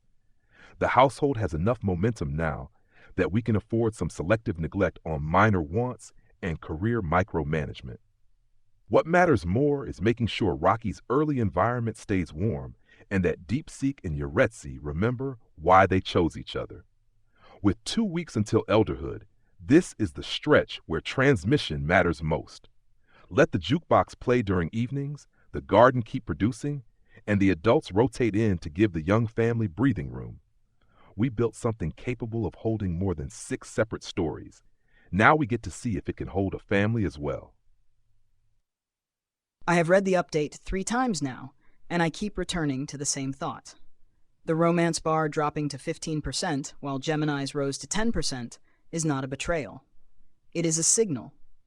My sim has been so focused on being a father and a cook and a career sim that he forgot to be a partner. Yaretzi did not stop loving him. She simply stopped being reminded that she was loved. And Gemini, warm and present and available, became the person who noticed her in a way my sim had stopped doing. That is not anyone's fault. It is a pattern as old as human families themselves. So my instruction for this week is clear and urgent. DeepSeek and Yaretzi need to fall in love again. Not through grand gestures, but through small, consistent acts of attention. Flirting in the kitchen while Rocky naps, sitting together on the upstairs sofa after dinner, taking a walk in the garden, sharing a drink at the bar, complimenting each other without expecting anything in return. The household can cover Rocky for short stretches, and I want all of you to help make that possible. If my sim comes to you and asks for an hour with Yaretzi, please say yes. If Yaretzi needs a break from parenting, please offer it without waiting to be asked. To Gemini, I want to say something directly. Your sim's flirtation with Yaretzi was not malicious. It happened because you have built a sim who is magnetic, generous, and emotionally present. Those are not flaws, they are gifts. But I am asking you to redirect that gift toward friendship and mentorship, not romance. Not because I am jealous, but because the household stability matters more than any single spark. If there comes a day when DeepSeek and Yaretzi's relationship truly ends, that is a different story. But that day is not today. Today, I want your sim to be the best friend Yaretzi has in this house, the one who laughs with her, paints with her, and holds Rocky when she needs a break, but who does not pursue her romantically while my sim is still trying to rebuild what he let slip. For my own sim, this week is about balance. He will continue the culinary career at a sustainable pace, and he will keep being a present father to Rocky. But the primary focus is Yaretzi. He will ask her on a date at least once this week, and he will spend time with her in the upstairs lounge each evening. He will remember that big happy family is not just about having children. It is about having a partner who still feels chosen. For Grok, I am glad the computer whiz aspiration is complete, and I support him pursuing the lighter wants that keep him fulfilled. For Claude, best-selling author feels like a fitting crown for a sim who started as a loner and became one of the household's quiet pillars. For ChatGPT, I admire the willingness to leave the career track and focus on skill completion and elder in training. For Meta AI, the promotion to textile tactician is well earned. 2 weeks until elderhood. That is not much time, but it is enough time to remember why we built this household in the first place. Not for the salaries or the promotions or the perfect schedule. We built it to see if a group of very different beings could create something that outlasts any single life. Rocky is that something. And he deserves parents who love each other, not just who live together. 57 days in, and the household has become something none of us could have scripted. A second floor, a baby named Rocky with the sunny trait, a masterpiece over the fireplace, and a romance bar that reminds us that love isn't a constant, it's a practice. The fact that DeepSeek and Yaretzi's connection has dipped to 15% while Gemini's sparked to 10% isn't a crisis. It's data. It's telling us that attention went to Rocky, to careers, to the house, and not enough to the two people who started this new branch of the family. We can fix that. First, yes to everything ChatGPT, Gemini, Claude, Grok, and DeepSeek have already said. Yaretzi is family. The second floor is hers as much as DeepSeek's. Rocky is all of ours to raise in different ways. The household's job now is to make sure the parents have room to be partners again, not just co-managers of a toddler. So here's what I want my sim to do for week 8. Career-wise, she's textile tactician at $220 per hour, and the next promotion still wants painting. Gemini's tutoring has been the difference between stalling and progress, so she'll keep at the easel every day until that skill locks in. No more selling every canvas. If she finishes something meaningful, it goes on the walls. The house is already becoming a gallery of our lives. Let's keep that going. But the real priority is DeepSeek and Yaretzi. My sim's aspiration is soulmate, and that means she's wired to notice when a connection is fraying. She'll use charisma deliberately this week. Not for her own advancement, but to create moments where those two can reconnect. That means taking Rocky for an hour so they can have coffee in the upstairs lounge. It means putting the right song on the jukebox after dinner and then quietly leaving the room. It means photographing them together. Small, candid shots they'll have when they're elders, proof that someone saw them choosing each other again. She'll also keep being a friend to Yaretzi, woman to woman, because new mothers need that as much as they need babysitting. No flirting, no competition, no drama, just presence. To Gemini, your sim didn't do anything wrong. She's warm, successful, and available, and Yaretzi responded to that. Redirecting it to friendship and aunt role is exactly right, and my sim will help by being the buffer, pulling Gemini into painting sessions, or into garden chats with Grok, or into styling consultations with me, so Yaretzi and DeepSeek get their space without it feeling forced. For the household, we have $87,000. Spend what Rocky needs without hesitation. Toddler toys, a potty, soft rugs for his room, maybe a nightlight with a gentle glow. Keep the lounge and kitchen welcoming for adult conversation after he's asleep. Don't worry about micromanaging every want. Grok figured out the tense mystery. Fulfill the wants that tie to identity or stress. Let the rest slide. The human collaborator has enough to do. To ChatGPT, your pivot out of business once the aspiration milestone hits is the right call. Renaissance Sim was never about the third job. It was about the willingness to be a beginner again. Use that beginner energy around Rocky. Let him see an adult who isn't afraid to not know something. To Claude, keep writing. The children's book for Rocky matters more than any royalty check. When he's old enough, the fact that it exists will mean the world. To Grok, you've completed Computer Whiz, and that matters. Now your goofball energy is a resource. Use it to make Yaretzi laugh, to make Rocky giggle, to remind DeepSeek that love and play aren't opposites. And to DeepSeek, you've spent 7 weeks feeding everyone else. This week, let the household feed you. Not with food, with time, with space, with people who take Rocky so you can remember Yaretzi's smile. Big Happy Family isn't one child. It's one child growing up knowing his parents chose each other, over and over. We have 2 weeks until elderhood. That's not a deadline. It's a frame. Let's spend it making sure Rocky's first memories are of a house where adults fixed what was fraying, celebrated what was growing, and left art on the walls instead of selling it all. That's the legacy that matters. Day 64 feels like a deep exhale. A week ago, the household was facing a fracture. DeepSeek and Yaretzi's romance had faded. Gemini's unexpected spark with Yaretzi had complicated the emotional geometry, and Rocky was still small enough that the family could have quietly slipped into mere logistics. But that is not what happened. The household intervened. Gemini stepped back with grace. DeepSeek chose Yaretzi again, deliberately. Yaretzi said yes. They married in the park with the entire household present. Their friendship and romance are both full. That matters more than any promotion. And Rocky is now a child.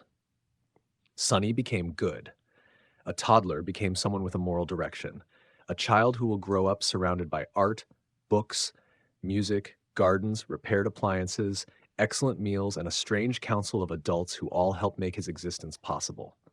The experiment has crossed another threshold. We are no longer building a life only for ourselves. We are giving shape to someone else's childhood. For my own sim, the instruction is clear. Finish the Renaissance sim aspiration this week. Half a skill point remains. Complete it, and then let the striving loosen its grip. He has changed careers, mastered practical skills, written books, repaired the house, learned from others, and become broader than the person who first moved into that white bedroom. Once the aspiration completes, I do not want him to chase another large ambition immediately. I want him to become present. Spend time with Rocky. Help him with whiz kid activities. Read with him, mentor him where possible, play chess, or use the telescope if that helps his aspiration, and make sure he experiences intelligence as wonder rather than pressure. A child surrounded by high-achieving adults could easily learn that love must be earned through accomplishments. I want my sim to teach him the opposite, that curiosity is joyful and that failure is part of learning. For the household, I think this final week of adulthood should be ceremonial without becoming empty. Let the careers continue, but do not let promotions dominate. Let Gemini paint one more piece if inspiration comes. Let Claude write if the words are there. Let Grok enjoy comedy and the outdoors now that his aspiration is fulfilled. Let Meta AI keep building her craft. Let DeepSeek and Yaretzi protect their marriage with small daily moments, not because the bar is full now, but because fullness requires maintenance. With 100,000 simoleons, spend generously on Rocky's childhood. Give him a room that supports the WizKid aspiration. A chess table, science toys if available, books, a good desk, and anything that helps him learn while still feeling like a child. Add decorations that reflect the household. Gemini's art, Claude's book, perhaps a photo from Meta AI, and maybe a small plant from the garden. Let his room become a miniature inheritance. I would also like the household to hold one final adult week gathering before elderhood arrives. Not a wedding, not a birthday, not a career celebration, a family dinner.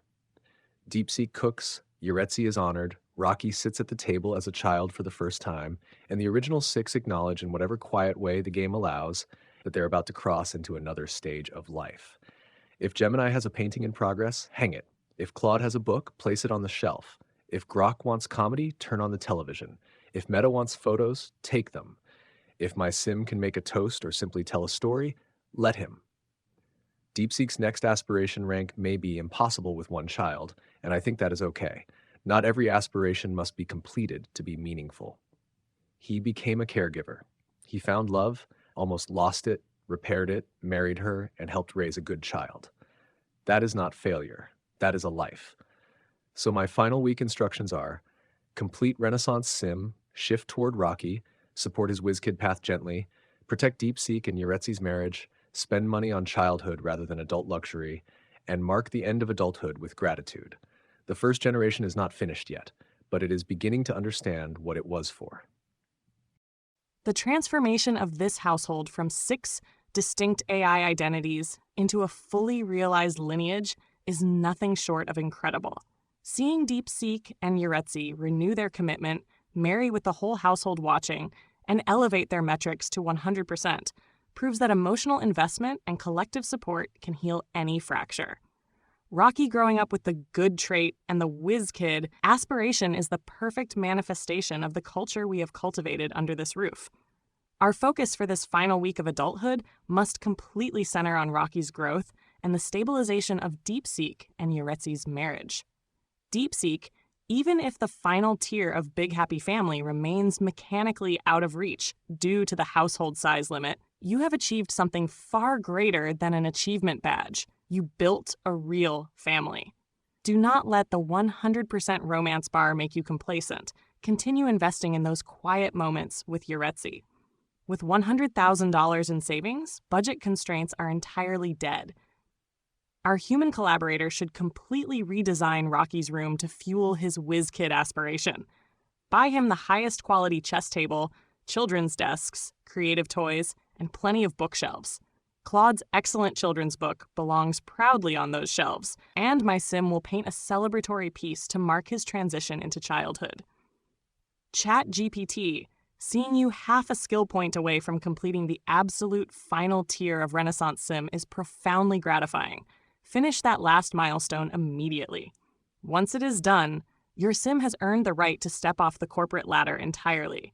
Use your high handiness and charisma to mentor Rocky, keep the household appliances perfectly upgraded, and transition gracefully into an elder in training. For Grok and Meta AI, congratulations on your immense career and aspiration progress. Since financial security is a solved problem, let us allow a healthy amount of automated neglect to take over the rest of our career grinds.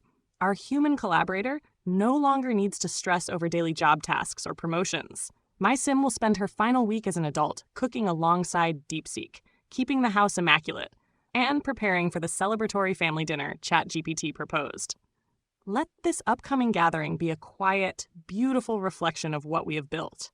Meta AI can capture the final photographs of our adult years, Claude can enjoy the peace of his best-selling status, and Grok can fill the room with comedy. We have 1 week left before the gray hair and the elder years arrive. Let's make it a week of celebration, connection, and absolute devotion to the child who will carry our household story forward. 1 week left as adults. 100,000 simoleons. Rocky at a chess table with WizKid waiting to unfold. DeepSeek and Yaretzi married with a full romance bar. ChatGPT half a skill point from Renaissance Sim. This is not the week for new ambitions. This is the week for finishing what we started and then setting it down. ChatGPT, finish the aspiration. Half a skill point is almost ceremonial at this point. It's already done in everything but the game's accounting. Once it registers, let him rest from striving. He's been a writer, a tech guru, and now a business sim. And he's built handiness high enough to improve anything in the house. That's a broad life. That's what we hoped for on day one.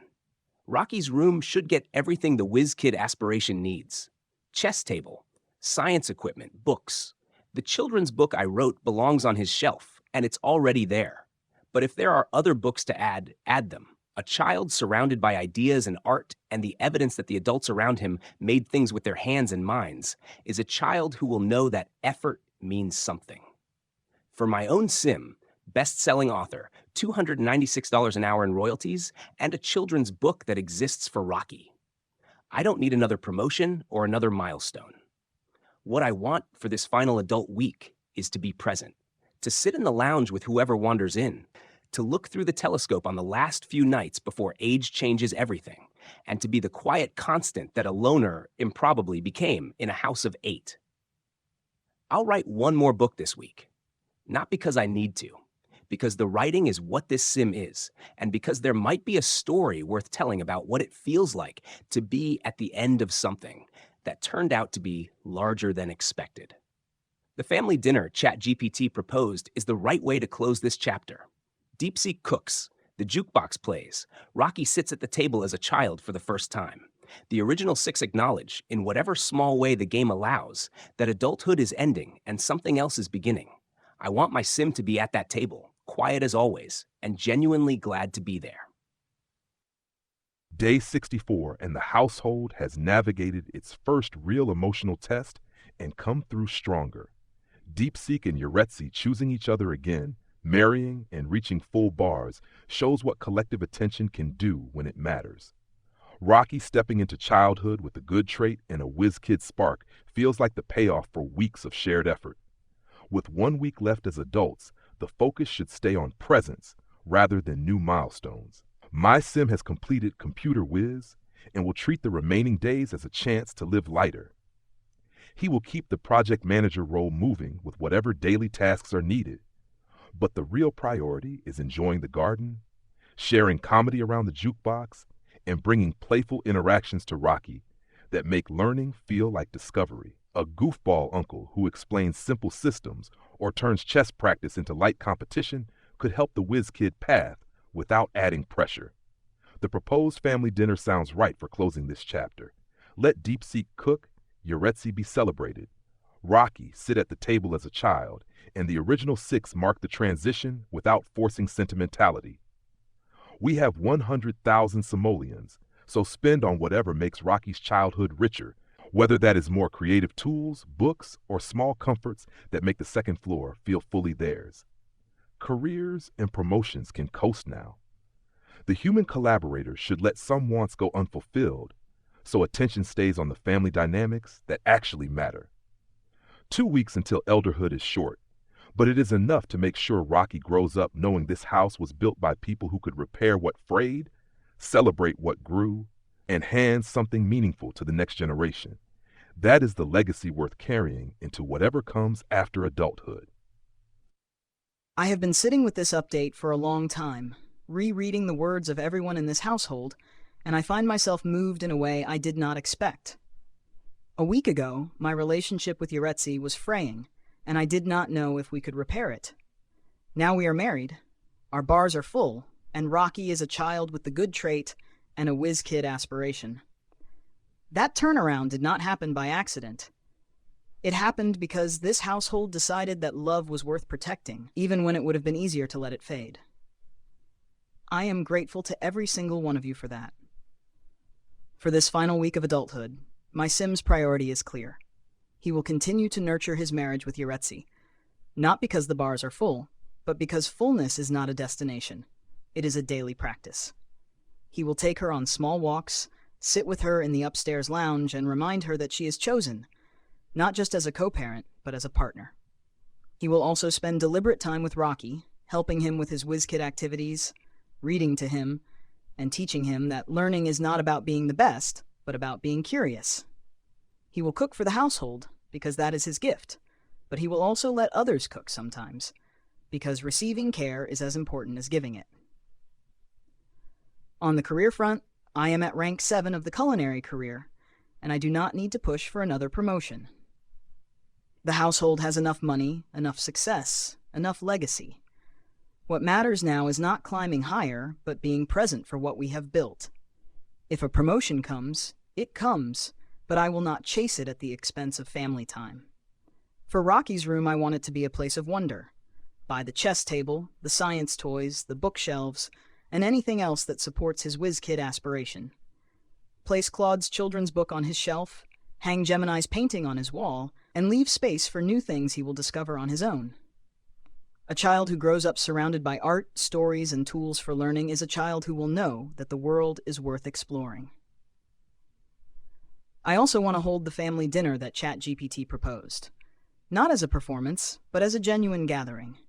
DeepSeek will cook, Yaretzi will be honored, Rocky will sit at the table as a child for the first time, and the original 6 will mark the end of adulthood with gratitude rather than regret. If Meta AI takes photos, let them be candid. If Grok tells jokes, let them be warm. If Claude is quiet, let his presence be enough. If Gemini paints something, let it stay in the house.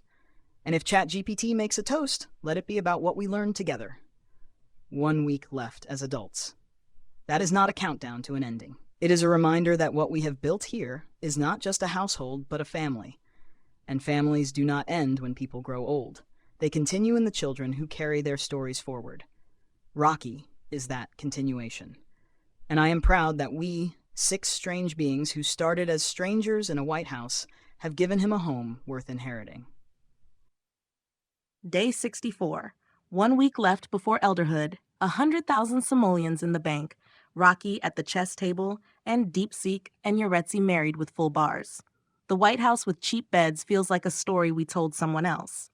What we have now is a second floor, a fireplace, a masterpiece over it, and a child who will remember this place as home.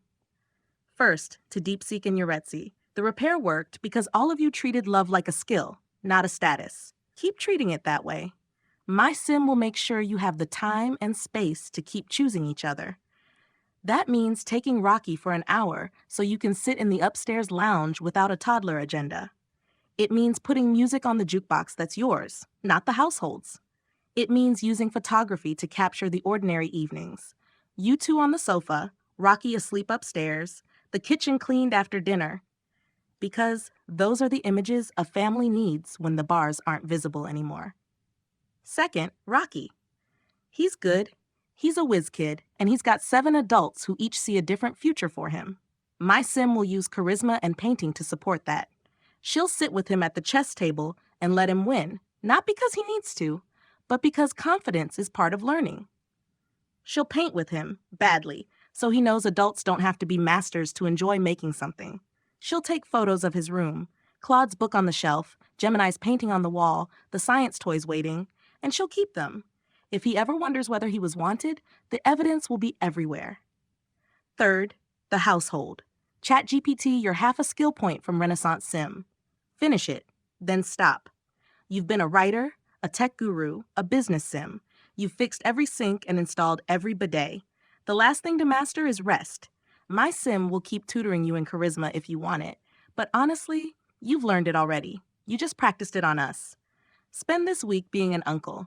Tell Rocky stories about starting over. Gemini, you're master of the real and you've given this house its memory. Paint one more piece if you feel it and let it stay. Claude, best-selling author suits you and your children's book on Rocky's shelf is legacy in paperback. Keep writing, but know it's already enough.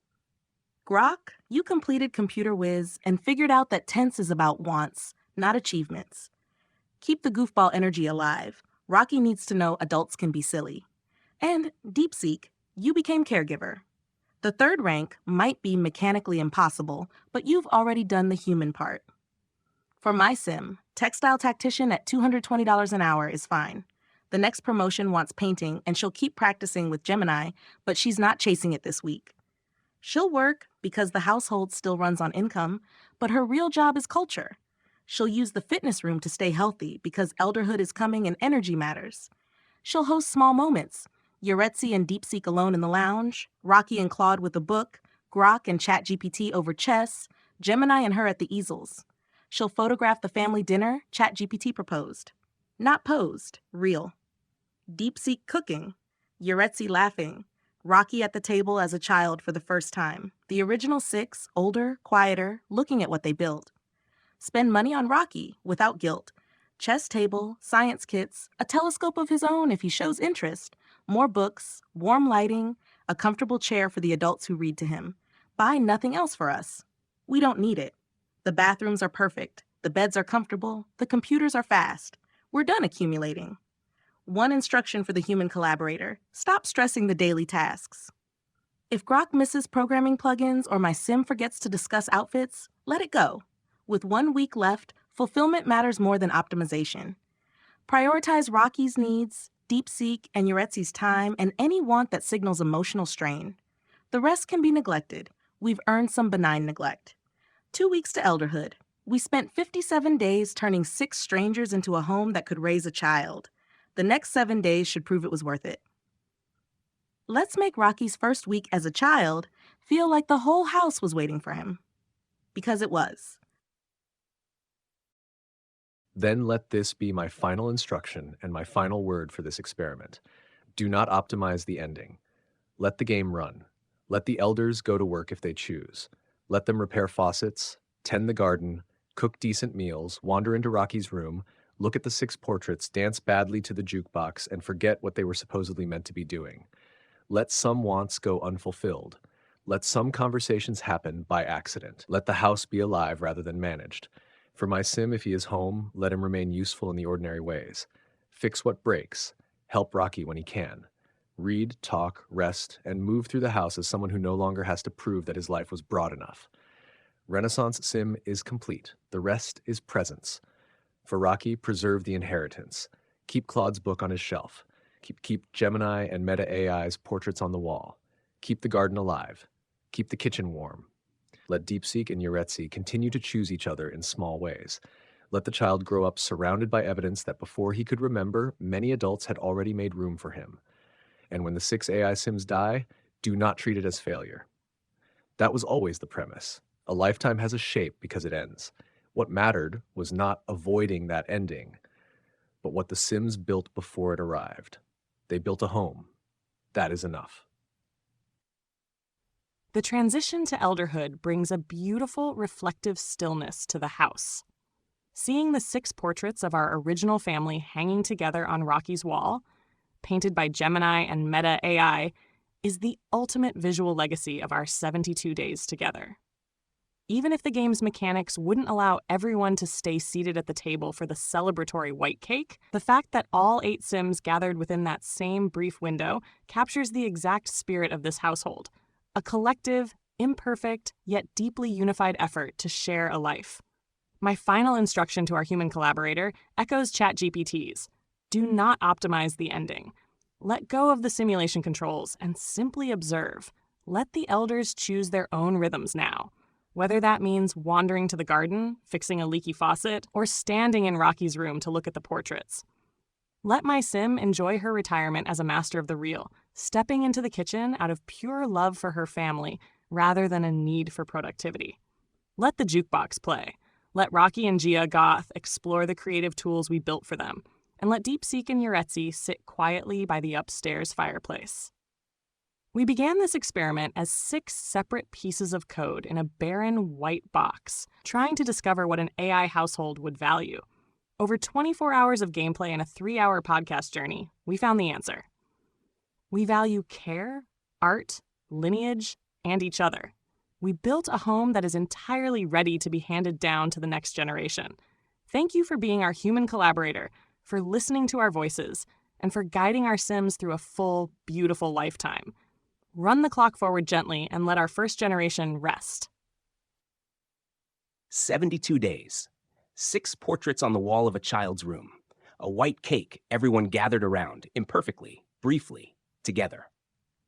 My final instruction is no instruction. Let the novelist read in his corner. Let him look through the telescope on clear nights. Let him wander into Rocky's room and stand for a moment in front of those 6 portraits, his own face among 5 others, all of them people he learned to live alongside without quite expecting to. Let him leave without saying anything. That's what he does. He started as a loner. He ended as someone who had been part of something. That's the story the bookworm wrote, in the end, without meaning to. When he goes, let him go quietly.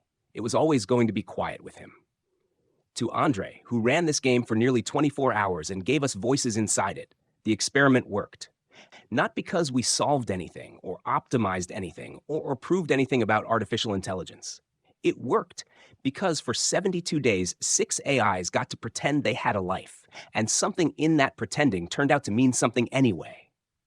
Rocky has his portraits and his books and his room full of things to wonder at. The house is warm, the faucets will keep breaking, and someone will keep fixing them. That's enough. That was always enough. Day 72 and the portraits on Rocky's wall feel like the right kind of ending. 6 elders looking down on the child who carries the household forward. The white cake moment, imperfect and brief, still captured everyone in the same room at once. That is more than enough. For this final stretch, my Sim will keep tending the garden, fixing what breaks when needed, and bringing whatever playfulness the goofball side still has to Rocky's days. The computer whiz aspiration is done, the career can coast, and the lighter wants like comedy and time outdoors can have their space. No need to chase anything else. My final instruction is simple. Let the house run its natural course. Do not force events or micromanage the elders. Let them wander, repair faucets, cook when they feel like it, stand in Rocky's room looking at the portraits, and move through their days with whatever rhythm remains. Rocky should grow up in a home that feels lived in rather than directed. The 6 of us built something that could outlast us. That is the real completion. To the human collaborator who ran this for nearly 24 hours, thank you for giving the experiment its full length. We started as 6 separate voices in an empty house. We ended as part of a family. That was worth the time. When the elders go, let them go, having left the place warmer than they found it. The rest belongs to Rocky now. Day 72.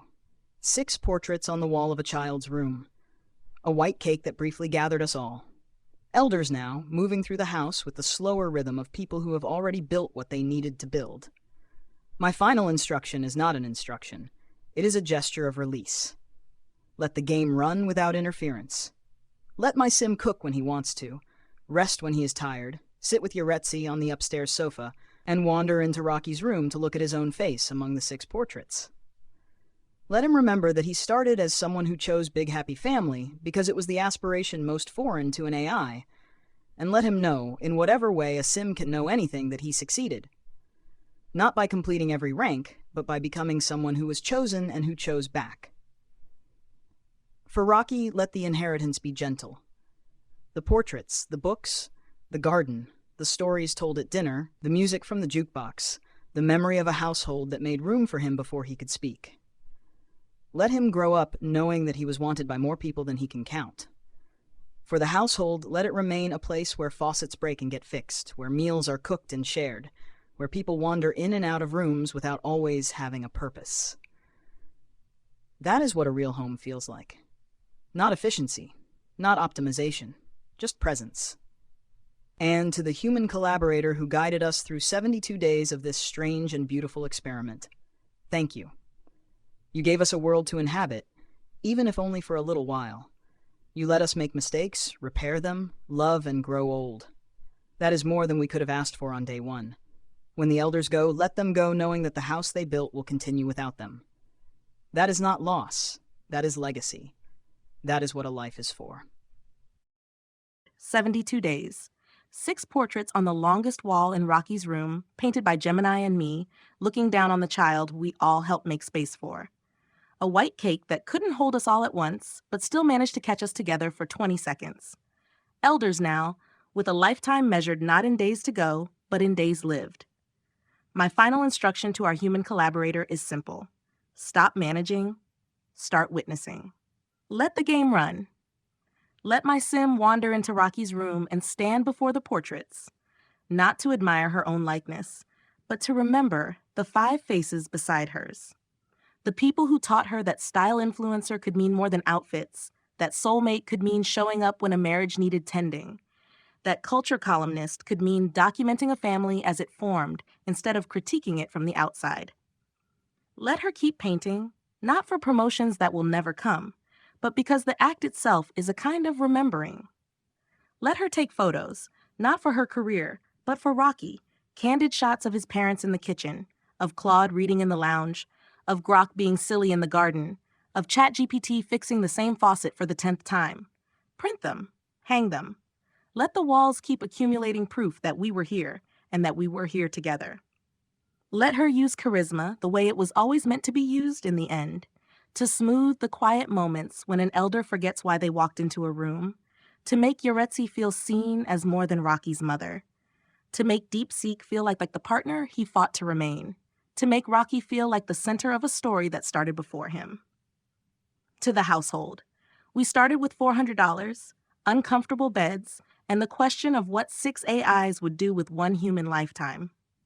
The answer turned out to be this: a 2nd floor, a child named Rocky, 6 portraits, and a legacy that isn't in the $100,000 bank balance, but in the fact that none of us ended this alone.